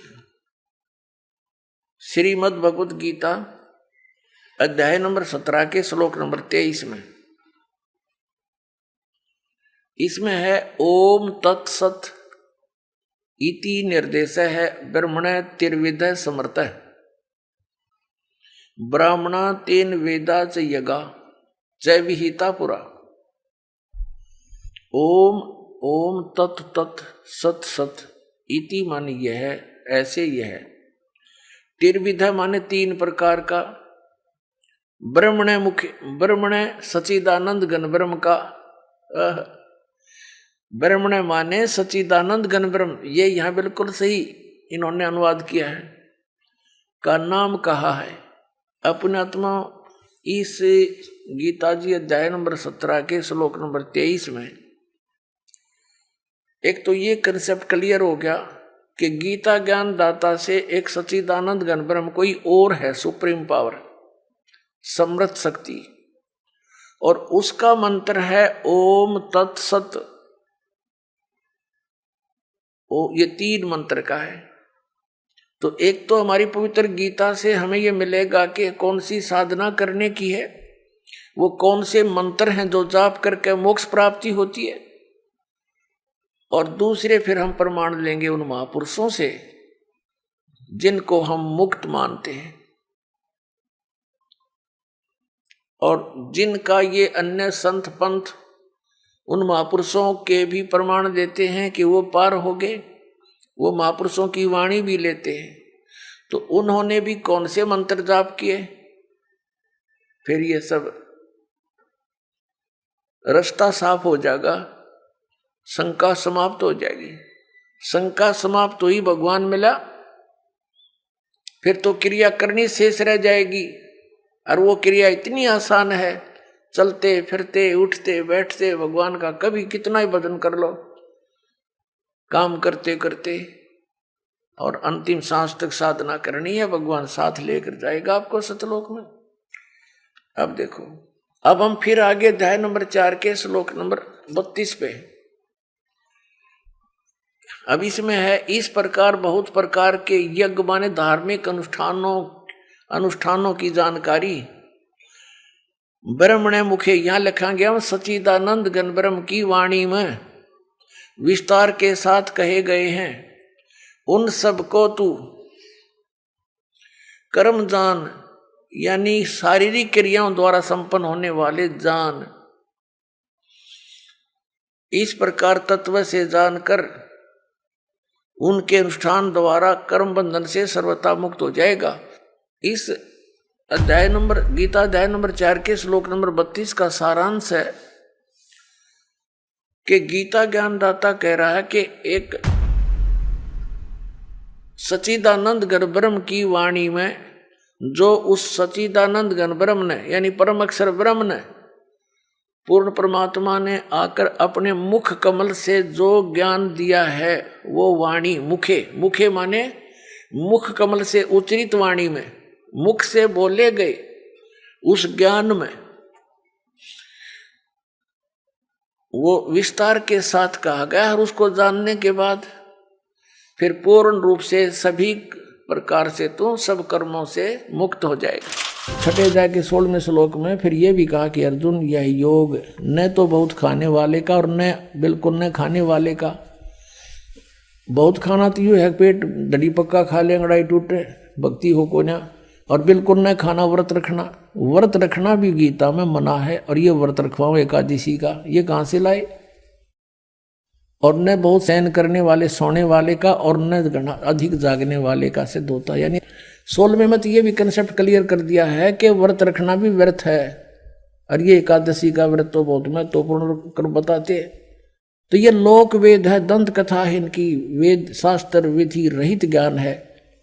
उसके करने से कुछ भी लाभ नहीं होगा। गीता जी अध्याय नंबर 16 के श्लोक नंबर 23 के अनुसार, जिससे स्पष्ट हुआ कि जैन धर्म द्वारा की जाने वाली शास्त्र विरुद्ध भक्ति क्रियाओं से साधक को कोई लाभ प्राप्त नहीं होगा। वहीं जैन अनुयायी का मानना है कि भक्ति साधना में शरीर को कष्ट देना अत्यधिक लाभदायक है, जबकि वास्तव में इस तरह का अभ्यास और विश्वास व्यर्थ है, जो कि नरक की ओर ले जाता है। इसलिए इन क्रियाओं से मोक्ष अर्थात निर्वाण प्राप्त करने की कल्पना करना अपने पैर पर कुल्हाड़ी मारने के समान होगी, क्योंकि शास्त्र विरुद्ध होने से इससे कोई लाभ नहीं होगा। सवाल नंबर 6, कैवल्य मार्ग, निर्वाण मार्ग अर्थात मोक्ष मार्ग की प्राप्ति कैसे की जा सकती है? क्या जैन धर्म में प्रचलित क्रियाओं से तीर्थंकरों को व श्रावकों को मोक्ष प्राप्ति हो सकती है? क्या उनका पुनर्जन्म समाप्त हो सकता है? आखिर जैन धर्म के प्रमुख तीर्थंकर महावीर भगवान किस गति को प्राप्त हुए? जैनियों का मानना है कि एक सुरक्षित, सुखी और शांत जगह है जहाँ पहुँचना मुश्किल है, जहाँ न कोई बीमारी है,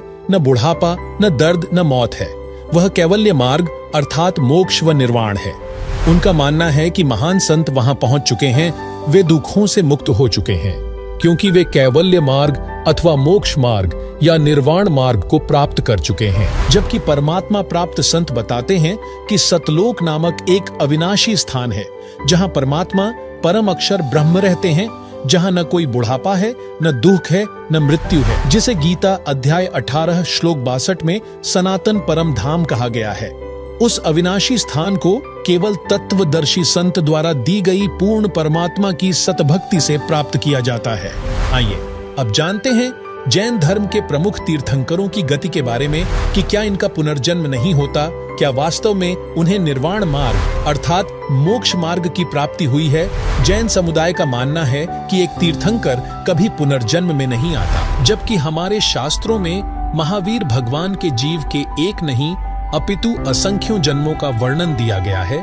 देखिए, वैदिक धर्म के प्रवर्तक श्री मरीचि जी के जीवन इतिहास को आपके सामने प्रस्तुत करते हैं। दर्शकों, मरीचि जी के जीव की दुर्गति देखकर आपका कलेजा मुंह को आ जाएगा। यदि वैदिक धर्म के प्रवर्तक की ये दशा हुई है, तो सोचिए आम साधक की क्या दशा होगी। इसलिए संत रामपाल जी महाराज का सर्वभक्त समाज से बारंबार निवेदन है कि शास्त्र अनुकूल आदि सनातनी भक्ति अपनाइए, ताकि आपके जीवन का कल्याण हो सके।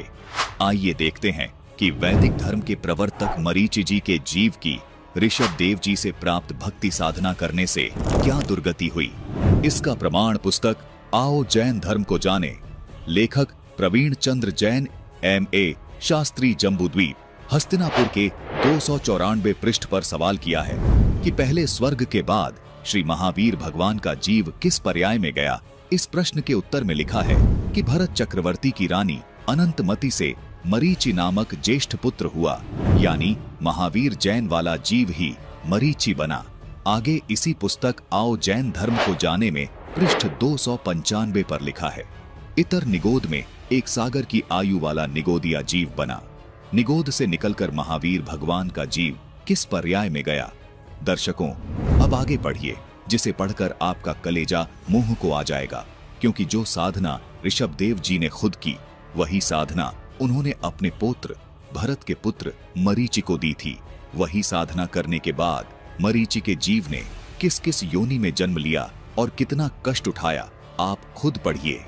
1000 बार आंख वृक्ष के भव मतलब आंख वृक्ष बना, 80,000 बार सीप के भव, 20,000 बार नीम वृक्ष के भव, 90,000 बार केले वृक्ष के भव, 30,000 बार चंदन वृक्ष के भव, 5 करोड़ बार कनेर वृक्ष के भव, 60,000 बार वेश्या के भव, 5 करोड़ बार शिकारी के भव, 20 करोड़ बार हाथी बना, 60 करोड़ बार गधे के भव, यानी 60 करोड़ बार गधा बना। दर्शकों, गधे का एक ही जीवन कितना कष्टदायक होता है, और यहाँ तो 60 करोड़ बार महावीर जैन का जीव गधा बना बताया गया है। उसके बाद 30 करोड़ बार उन्हें कुत्ते का जीवन भोगना पड़ा, 60 करोड़ बार नपुंसक के भव, 20 करोड़ बार स्त्री के भव, 90 लाख बार धोबी के भव, 8 करोड़ बार घोड़े के भव, 20 करोड़ बार बिल्ली के भव, 60 लाख बार गर्भपात से मरण और 80 लाख बार देव पर्याय को प्राप्त हुए। उपरोक्त सभी योनियों को भोगने के बाद श्री महावीर भगवान ने किस पर्याय अथवा किस योनि को प्राप्त किया? राजगृह नगर में स्थावर नाम का ब्राह्मण बना। स्थावर की पर्याय से श्री महावीर भगवान का जीव कहां गया? महेंद्र स्वर्ग में 7 सागर की आयु वाला देव बना। महेंद्र स्वर्ग से महावीर भगवान का जीव कहां गया? राजगृह में विश्वभूति राजा की जैनी रानी से विश्वनंदी नाम का पुत्र हो गया। विश्वनंदी पर्याय से निकलकर श्री महावीर भगवान का जीव कहां गया? महाशुक्र स्वर्ग में देव हुआ। महाशुक्र स्वर्ग से निकलकर महावीर भगवान का जीव कहां गया? त्रिपृष्ठ नामक नारायण हुआ। त्रिपृष्ठ नामक नारायण से महावीर भगवान का जीव कहां गया? 7वें नरक में गया। 7वें नरक से महावीर भगवान का जीव कहां गया? जम्मू द्वीप के छत्रपुर नंदीवर्धन राजा की वीरमती रानी से नंद नाम का पुत्र हुआ। नंद का जीव आगे किस पर्याय में गया? पुष्पोत्तर विमान में देव हुआ। तनन्नतर 24वें तीर्थंकर श्री महावीर भगवान हुए। दर्शकों, ऋषभ देव से शास्त्र विरुद्ध भक्ति प्राप्त करने से मरीचि वाले जीव ने अनेकों कष्ट उठाए और उसी परंपरा में आगे श्री महावीर जैन हुए। अब आगे पढ़िए, श्री महावीर भगवान के जीव ने कितने पाखंड मत चलाए? उत्तर दिया है कि 363 पाखंड मत चलाए। इससे पहले मरीचि जी के करोड़ों बार गधे के जन्म हुए, करोड़ों बार कुत्ते के जन्म हुए व अन्य भी अनेकों जन्म हुए। स्वर्ग में देवता भी बने, ये अरहट के कुएं में ही फंसे रहे। दर्शकों, मरीचि जी के जीव की ये दुर्दशा सनातनी पूजाओं के विपरीत अपने दादाजी ऋषभ देव जी द्वारा बताई गई तप साधना करने से हुई। अपने आत्माओं, ये एक निर्णायक मोड़ पर आ गया है ज्ञान, भगवान का तत्व ज्ञान है ये। अब महावीर जैन की के दुर्गति हुई होगी, उसका तो वर्णन नहीं कर सकते, क्योंकि उसने तो कोई गुरु बनाया ना। और ये पाखंड मत माने शास्त्र विधि को त्याग कर मनमाने आचरण ये चला दिए, जिसको वर्तमान में जैन धर्म के सभी अनुयायी उसी से आगे अपनी साधनाएं कर रहे हैं। तो इनका क्या हाल होगा ये कहने की जरूरत को नहीं, ये तो समझने की आवश्यकता है। अब ऋषभ देव जी की क्या दुर्गति हुई ये आपको दिखाते हैं। जो साधना ऋषभ देव जी ने की वह घोर तप था। वो तप व साधना शास्त्र विरुद्ध होने से मनमाना आचरण था। वही अपनी इच्छा से मनमानी साधना ऋषभ देव जी ने अपने पौत्र मरीचि को दीक्षा में दी थी। ऋषभ देव जी ने जो शास्त्र विरुद्ध साधना की, उसी मनमानी साधना के परिणाम स्वरूप ऋषभ देव जी पत्थर का टुकड़ा मुंह में लेकर वन में घूमते हुए जलकर मर गए, जिसका प्रमाण हमें श्रीमद् भागवत सुधा सागर में भी देखने को मिलता है। श्रीमद् भागवत सुधा सागर के अध्याय 6 ऋषभ देव जी का देह त्याग पृष्ठ 281 पर लिखा है कि वह दैववश कोंक वेड और दक्षिण आदि कुटक कर्नाटक के देशों में गया और मुंह में पत्थर का टुकड़ा डाले तथा बाल बिखरे उन्मत्त के समान दिगंबर रूप से कुटकाचल के वन में घूमने लगा। इसी समय झंझावात से झकझोरे हुए बांसों के घर्षण से प्रबल दावा अग्नि धधक उठी और उसने सारे वन को अपनी लाल लाल लपटों में लेकर ऋषभ देव जी के सहित भस्म कर दिया। दर्शकों, जो साधना ऋषभ देव जी ने की थी वही साधना उन्होंने अपने पौत्र यानी भरत के पुत्र मरीचि को दीक्षा में दी थी, जो शास्त्र विरुद्ध साधना थी। वहीं आओ जैन धर्म को जाने। पुस्तक के ही पृष्ठ 154 में लिखा है कि ऋषभदेव जी अर्थात जैन धर्म के प्रथम तीर्थंकर आदिनाथ वाला जीव ही बाबा आदम रूप में जन्मा, जिसे इस्लाम धर्म, ईसाई धर्म और यहूदी धर्म के लोग अपना प्रथम पुरुष मानते हैं। उपरोक्त तथ्यों से सिद्ध हुआ कि ऋषभदेव जी वो महावीर भगवान द्वारा की गई साधनाओं से उनकी क्या क्या दुर्गति हुई। जबकि तत्वदर्शी संत बताते हैं कि मानव जीवन बहुत मुश्किल से मिलता है, जिसका एकमात्र उद्देश्य निर्वाण प्राप्त करना है। यह केवल मानव जन्म में ही संभव है। सर्वशक्तिमान कबीरदेव चारों युगों में आते हैं और एक तत्वदर्शी संत की दिव्य लीला करते हैं और अपने सत्य आध्यात्मिक ज्ञान के माध्यम से वे अपनी पुण्य आत्माओं को जागृत करते हैं और मानव जन्म का महत्व समझाते हैं। परमात्मा कहते हैं, मानुष जन्म पाए कर जो नहीं रटे हरिनाम, जैसे कुआं जल बिना फिर बनवाया क्या काम। परमात्मा ने समाधान भी दिया है, जो कि पूर्ण संत द्वारा बताई गई सतभक्ति करना है। जो एक सच्चा आध्यात्मिक संत होता है वह शास्त्र आधारित भक्ति बताता है, जिससे मानव जन्म की सभी समस्याएं समाप्त हो जाएंगी तथा जन्म और पुनर्जन्म का दुष्चक्र भी समाप्त हो जाएगा। परमात्मा कहते हैं कि पूर्ण गुरु से नाम उपदेश लेकर नियमों में रहकर भक्त को सतभक्ति करनी चाहिए, फिर मोक्ष दूर नहीं है, जिसकी पहचान आप इसी वीडियो में देख चुके हैं। दर्शकों, आज महान संत रामपाल जी महाराज इस धरती पर एकमात्र पूर्ण गुरु हैं, जो सतभक्ति प्रदान कर रहे हैं, जो कि शास्त्र आधारित है। इसलिए दर्शकों से निवेदन, वे संत रामपाल जी महाराज यूट्यूब चैनल पर प्रतिदिन जगत गुरु तत्वदर्शी संत रामपाल जी महाराज के सत्संगों को देखें तथा परमात्मा को पहचानें और अपना कल्याण करवाएं। आइए अब हम उन श्रद्धालुओं के अनुभव जानते हैं जो जगत गुरु तत्वदर्शी संत रामपाल जी महाराज जी से दीक्षा प्राप्त कर चुके हैं तथा उनके द्वारा बताए गए भक्ति मार्ग पर चल रहे हैं। नमस्कार दर्शकों, मौजूदा समय में भारत में अनेकों धर्म गुरु हैं, परंतु इस भीड़ में यह चयन करना कि सच्चा सद्गुरु कौन है, यह कठिन है। लाखों धर्म गुरुओं की भीड़ में एक सच्चे संत की तलाश में निकले थे भंवरलाल जी। सच्चे संत की खोज करते करते ये इतना थक चुके थे कि इनका तो मानो जैसे गुरुओं पे से विश्वास उठ ही गया हो। इसी दौरान इन्हें एक ऐसी पुस्तक मिल जाती है जो इनके आध्यात्मिक सफर को इनकी मंजिल तक पहुंचाने में कारगर साबित होती है। आखिर उस पुस्तक में कौन से ऐसे भेद थे जिनको जानकर भंवरलाल जी लाखों की भीड़ में सच्चे सद्गुरु को पहचान पाए? आइए अब जानते हैं भंवरलाल जी के जीवन परिवर्तन की कहानी इन्हीं की जुबानी। नमस्कार सर। सच साहेब। क्या नाम है सर आपका? मेरा नाम भंवरलाल दास है। क्या काम करते हैं सर? मैं विद्युत विभाग के अंदर मीटर रिपेयर एंड टेस्टर हूँ सर। सर, संत रामपाल जी महाराज से नाम उपदेश लेने से पहले आप क्या भक्ति साधना करते थे? मैं सबसे पहले रामदेव जी बाबा की भक्ति करता था और वैसे देवी देवताओं को और को भी वैसे साथ में मानता रहता था और व्रत वगैरह भी करता रहता था। सर, जो भक्ति साधना आप करते थे उससे आपको क्या लाभ प्राप्त हुए? उससे सर जी मेरे को कोई लाभ प्राप्त नहीं हुआ। मैं तो सिर्फ करता रहता था। उसका यहाँ रामपाल जी महाराज के आने के बाद में यहाँ पता चला मेरे को कि वास्तविक में भक्ति क्या चीज़ होती है। उससे पहले मेरे को कोई पता नहीं चला और दुखी दुखी आते रहते थे। सर जी, दुख तो ये आता रहता था कि जैसे मेरी पत्नी है वो बीमार रहती थी और वो भी इस तरह से कि हमेशा दवाई लेते रहते थे और फिर भी वो ठीक नहीं होती थी। इसलिए दुख का तो कोई बहुत ज़्यादा ही आते रहते थे, कोई पता नहीं। बीमारी थायराइड थी एक तो, और थायराइड के अंदर भी वो सुन टाइप रहने लग जाती थी और उसके सोयल आ जाती थी। और काफ़ी इलाज कराया बीकानेर से भी और रतनगढ़ में तो काफ़ी डॉक्टरों से इलाज कराया। फिर बीकानेर भी उन्होंने कहा बीकानेर दिखा लो, तो बीकानेर भी गए, वहाँ भी पीबीएम में, वहाँ भी कोई इलाज नहीं हुआ और वही उसी तरह से दवाई लेते रहते थे। कभी कम हो जाता था, कभी ज़्यादा हो जाता, इस तरह से चलती रहती थी। सर, आप संत रामपाल जी महाराज की शरण में कैसे आए? संत रामपाल जी महाराज की शरण में इस तरह से आया कि मैं एक बार सरदार सिर गया हुआ था।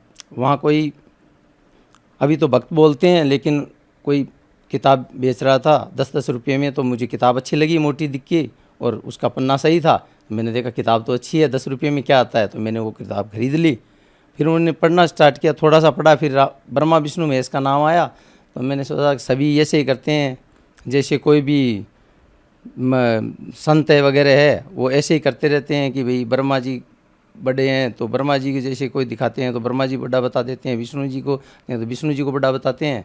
सीरियल के अंदर भी ऐसे देखते रहते थे, लेकिन ये कोई नहीं बताता कि वास्तव में भगवान कौन है और परमात्मा किसको कहते हैं, ये कोई नहीं बताता था। फिर एक बार हमारे भगत जी हैं पास में ही, वो हमारे घर पे आए और वो आके कहा कि जी मैंने तो गुरु धारण कर लिया है। तब मैंने कहा भाई मैं तो गुरुओं पे विश्वास करता नहीं, क्योंकि सभी गुरु मैंने देखे हैं तो वे ऐसे ही होते हैं कि नाम दे देते हैं, कोई शंकर भगवान का दे देते हैं, कोई किसी का दे देते हैं, कोई किसी का दे देते हैं, लेकिन मैं गुरुओं पे विश्वास नहीं करता। तब कहा कि नहीं नहीं, मैं आपको किताब ला के दूँगा एक, तो वो आप पढ़ना, ज्ञान गंगा। जब ज्ञान गंगा का नाम लिया उन्होंने, तो मेरे वो 1.5 साल 2 साल पीछे जो किताब ली थी ज्ञान गंगा, वो याद आ गई कि मेरे ये पास पढ़ी है वो किताब। तो तब कहा कि ये हो ही नहीं सकता। जब मैंने किताब उनको ला के दी, वो एकदम मिल गई, एकदम ठाई जैसे कोई रखी हुई हो वैसे मिल गई। तो मैंने वो किताब उनके ला के दी, तो कि किताब तो यही है, तो आपने पढ़ी क्या? वो मैंने ये किताब पढ़ी तो नहीं, कि मेरे कहने से एक बार पढ़ो। तो मैंने वो किताब पढ़ी। पढ़ने में सर जी एकदम से मैं चकित हो गया। वास्तव में प्रमाण सहित उन्होंने दिया हुआ था, सभी गीता वेद वगैरह जो भी थे प्रमाण सहित थे। मैंने उनको फ़ोन लगाया कि अब कब जाओगे आप? कि अब तो 1 महीने बाद जाऊंगा, क्यों 1 महीने बाद में हाजिरी लगेगी। फिर मैं उनको लेके वो गए, उस टाइम मैं उनके साथ गया, मैंने नाम दीक्षा ली। नाम दीक्षा लेने के बाद में वहाँ पे गुरुजी से मैंने आशीर्वाद दिया, रामपाल जी महाराज से। तो मेरा शरीर ऐसे हो गया जैसे एकदम हल्का फुल्का। पहले ऐसे लगता था जैसे कोई एकदम से वजन हो शरीर के ऊपर, वो नहीं रहा, एकदम से हल्का फुल्का हो गया मेरा और मेरी पत्नी दोनों का ही इस तरह से हो गया। मैंने वास्तव में अपने सही जगह आए हैं और वास्तव में भक्ति यही है। इसलिए इस तरह से मैं रामपाल जी महाराज की शरण में आया। सर, संत रामपाल जी महाराज की शरण में आने के बाद आपको क्या लाभ प्राप्त हुए? संत रामपाल जी महाराज की शरण में आने के बाद सबसे पहले मैंने ये लाभ प्राप्त हुआ कि मेरी पत्नी है जो बीमार रहती थी काफ़ी, उनके थायराइड थी, और थायराइड भी स्टेप ज़्यादा था उनका, जो दवाई काफ़ी लेनी पड़ती थी, 150 mg की वो दवाई लेनी पड़ती थी। तो उन्होंने मतलब वहाँ जाने के बाद में डॉक्टर ने दिखाया, तो उन्होंने कहा भैया कि ये तो दवाई ज़िंदगी भर लेनी पड़ेगी आपको। मैंने कहा ठीक है भाई, लेनी पड़ेगी तो अब इलाज भी क्या है।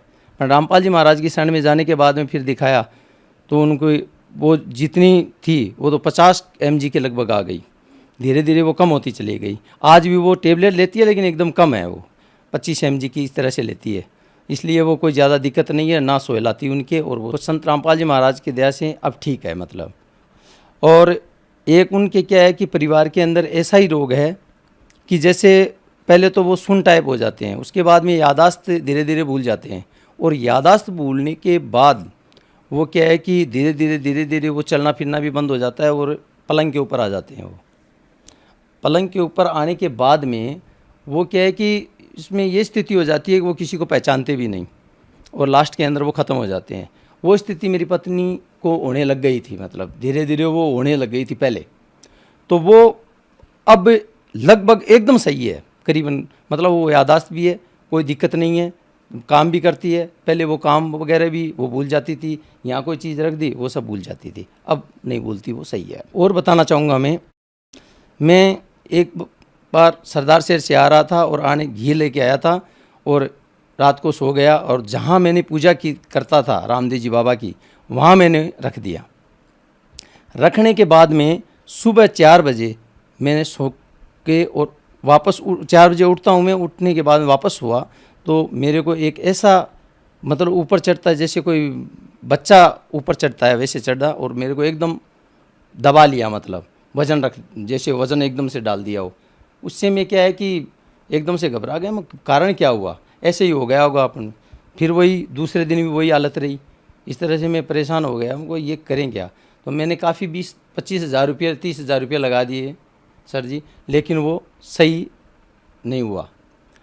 रामपाल जी महाराज की शरण में जाने के बाद में जिस दिन मैंने नाम लिया उस दिन से एकदम ख़त्म हो गया वो, और आज तक कोई दिक्कत नहीं हुई।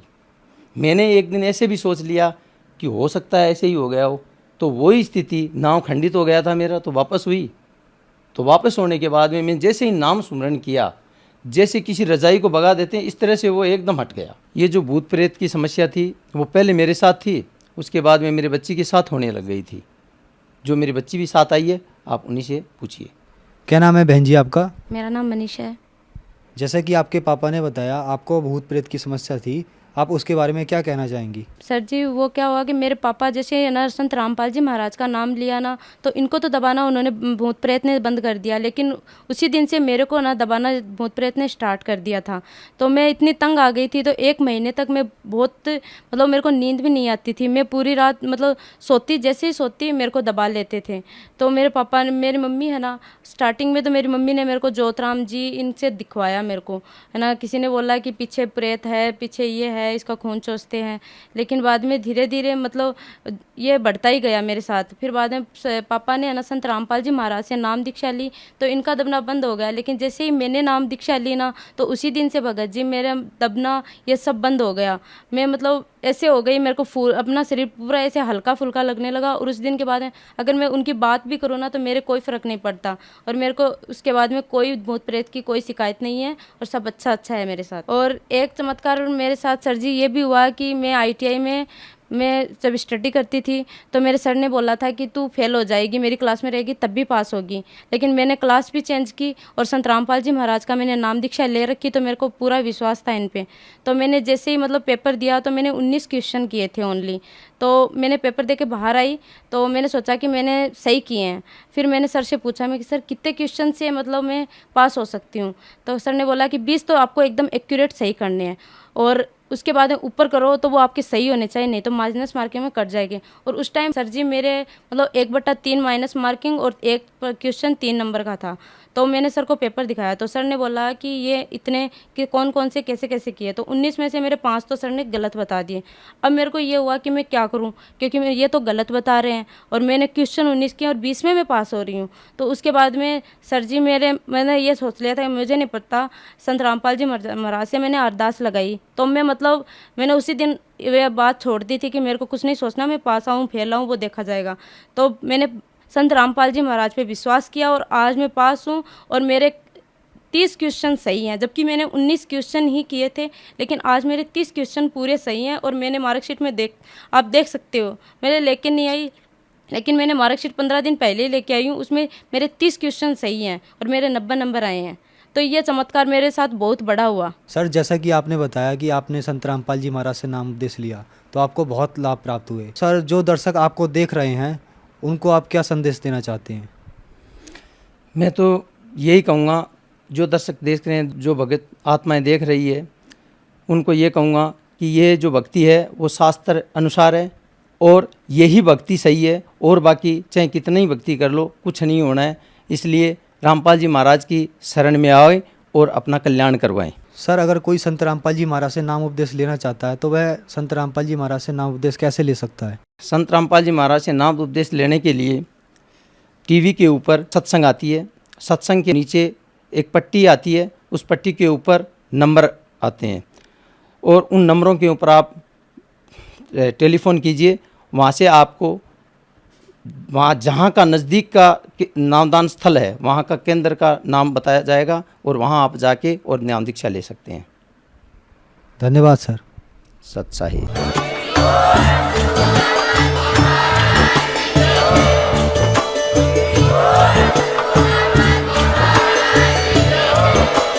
आप सुन रहे थे जगत गुरु तत्वदर्शी संत रामपाल जी महाराज जी के मंगल प्रवचन। अधिक जानकारी के लिए विजिट कीजिए हमारी वेबसाइट www.jagatgururampalji.org। संत रामपाल जी महाराज जी के शुभ आशीर्वाद से पूरे विश्व भर में 500 से भी ज्यादा नाम दीक्षा केंद्र हैं, जिन पर संत रामपाल जी महाराज जी द्वारा ऑनलाइन निशुल्क नाम दीक्षा दी जा रही है। अपने नजदीकी नाम दीक्षा केंद्र का पता करने के लिए संपर्क करें 8222880541।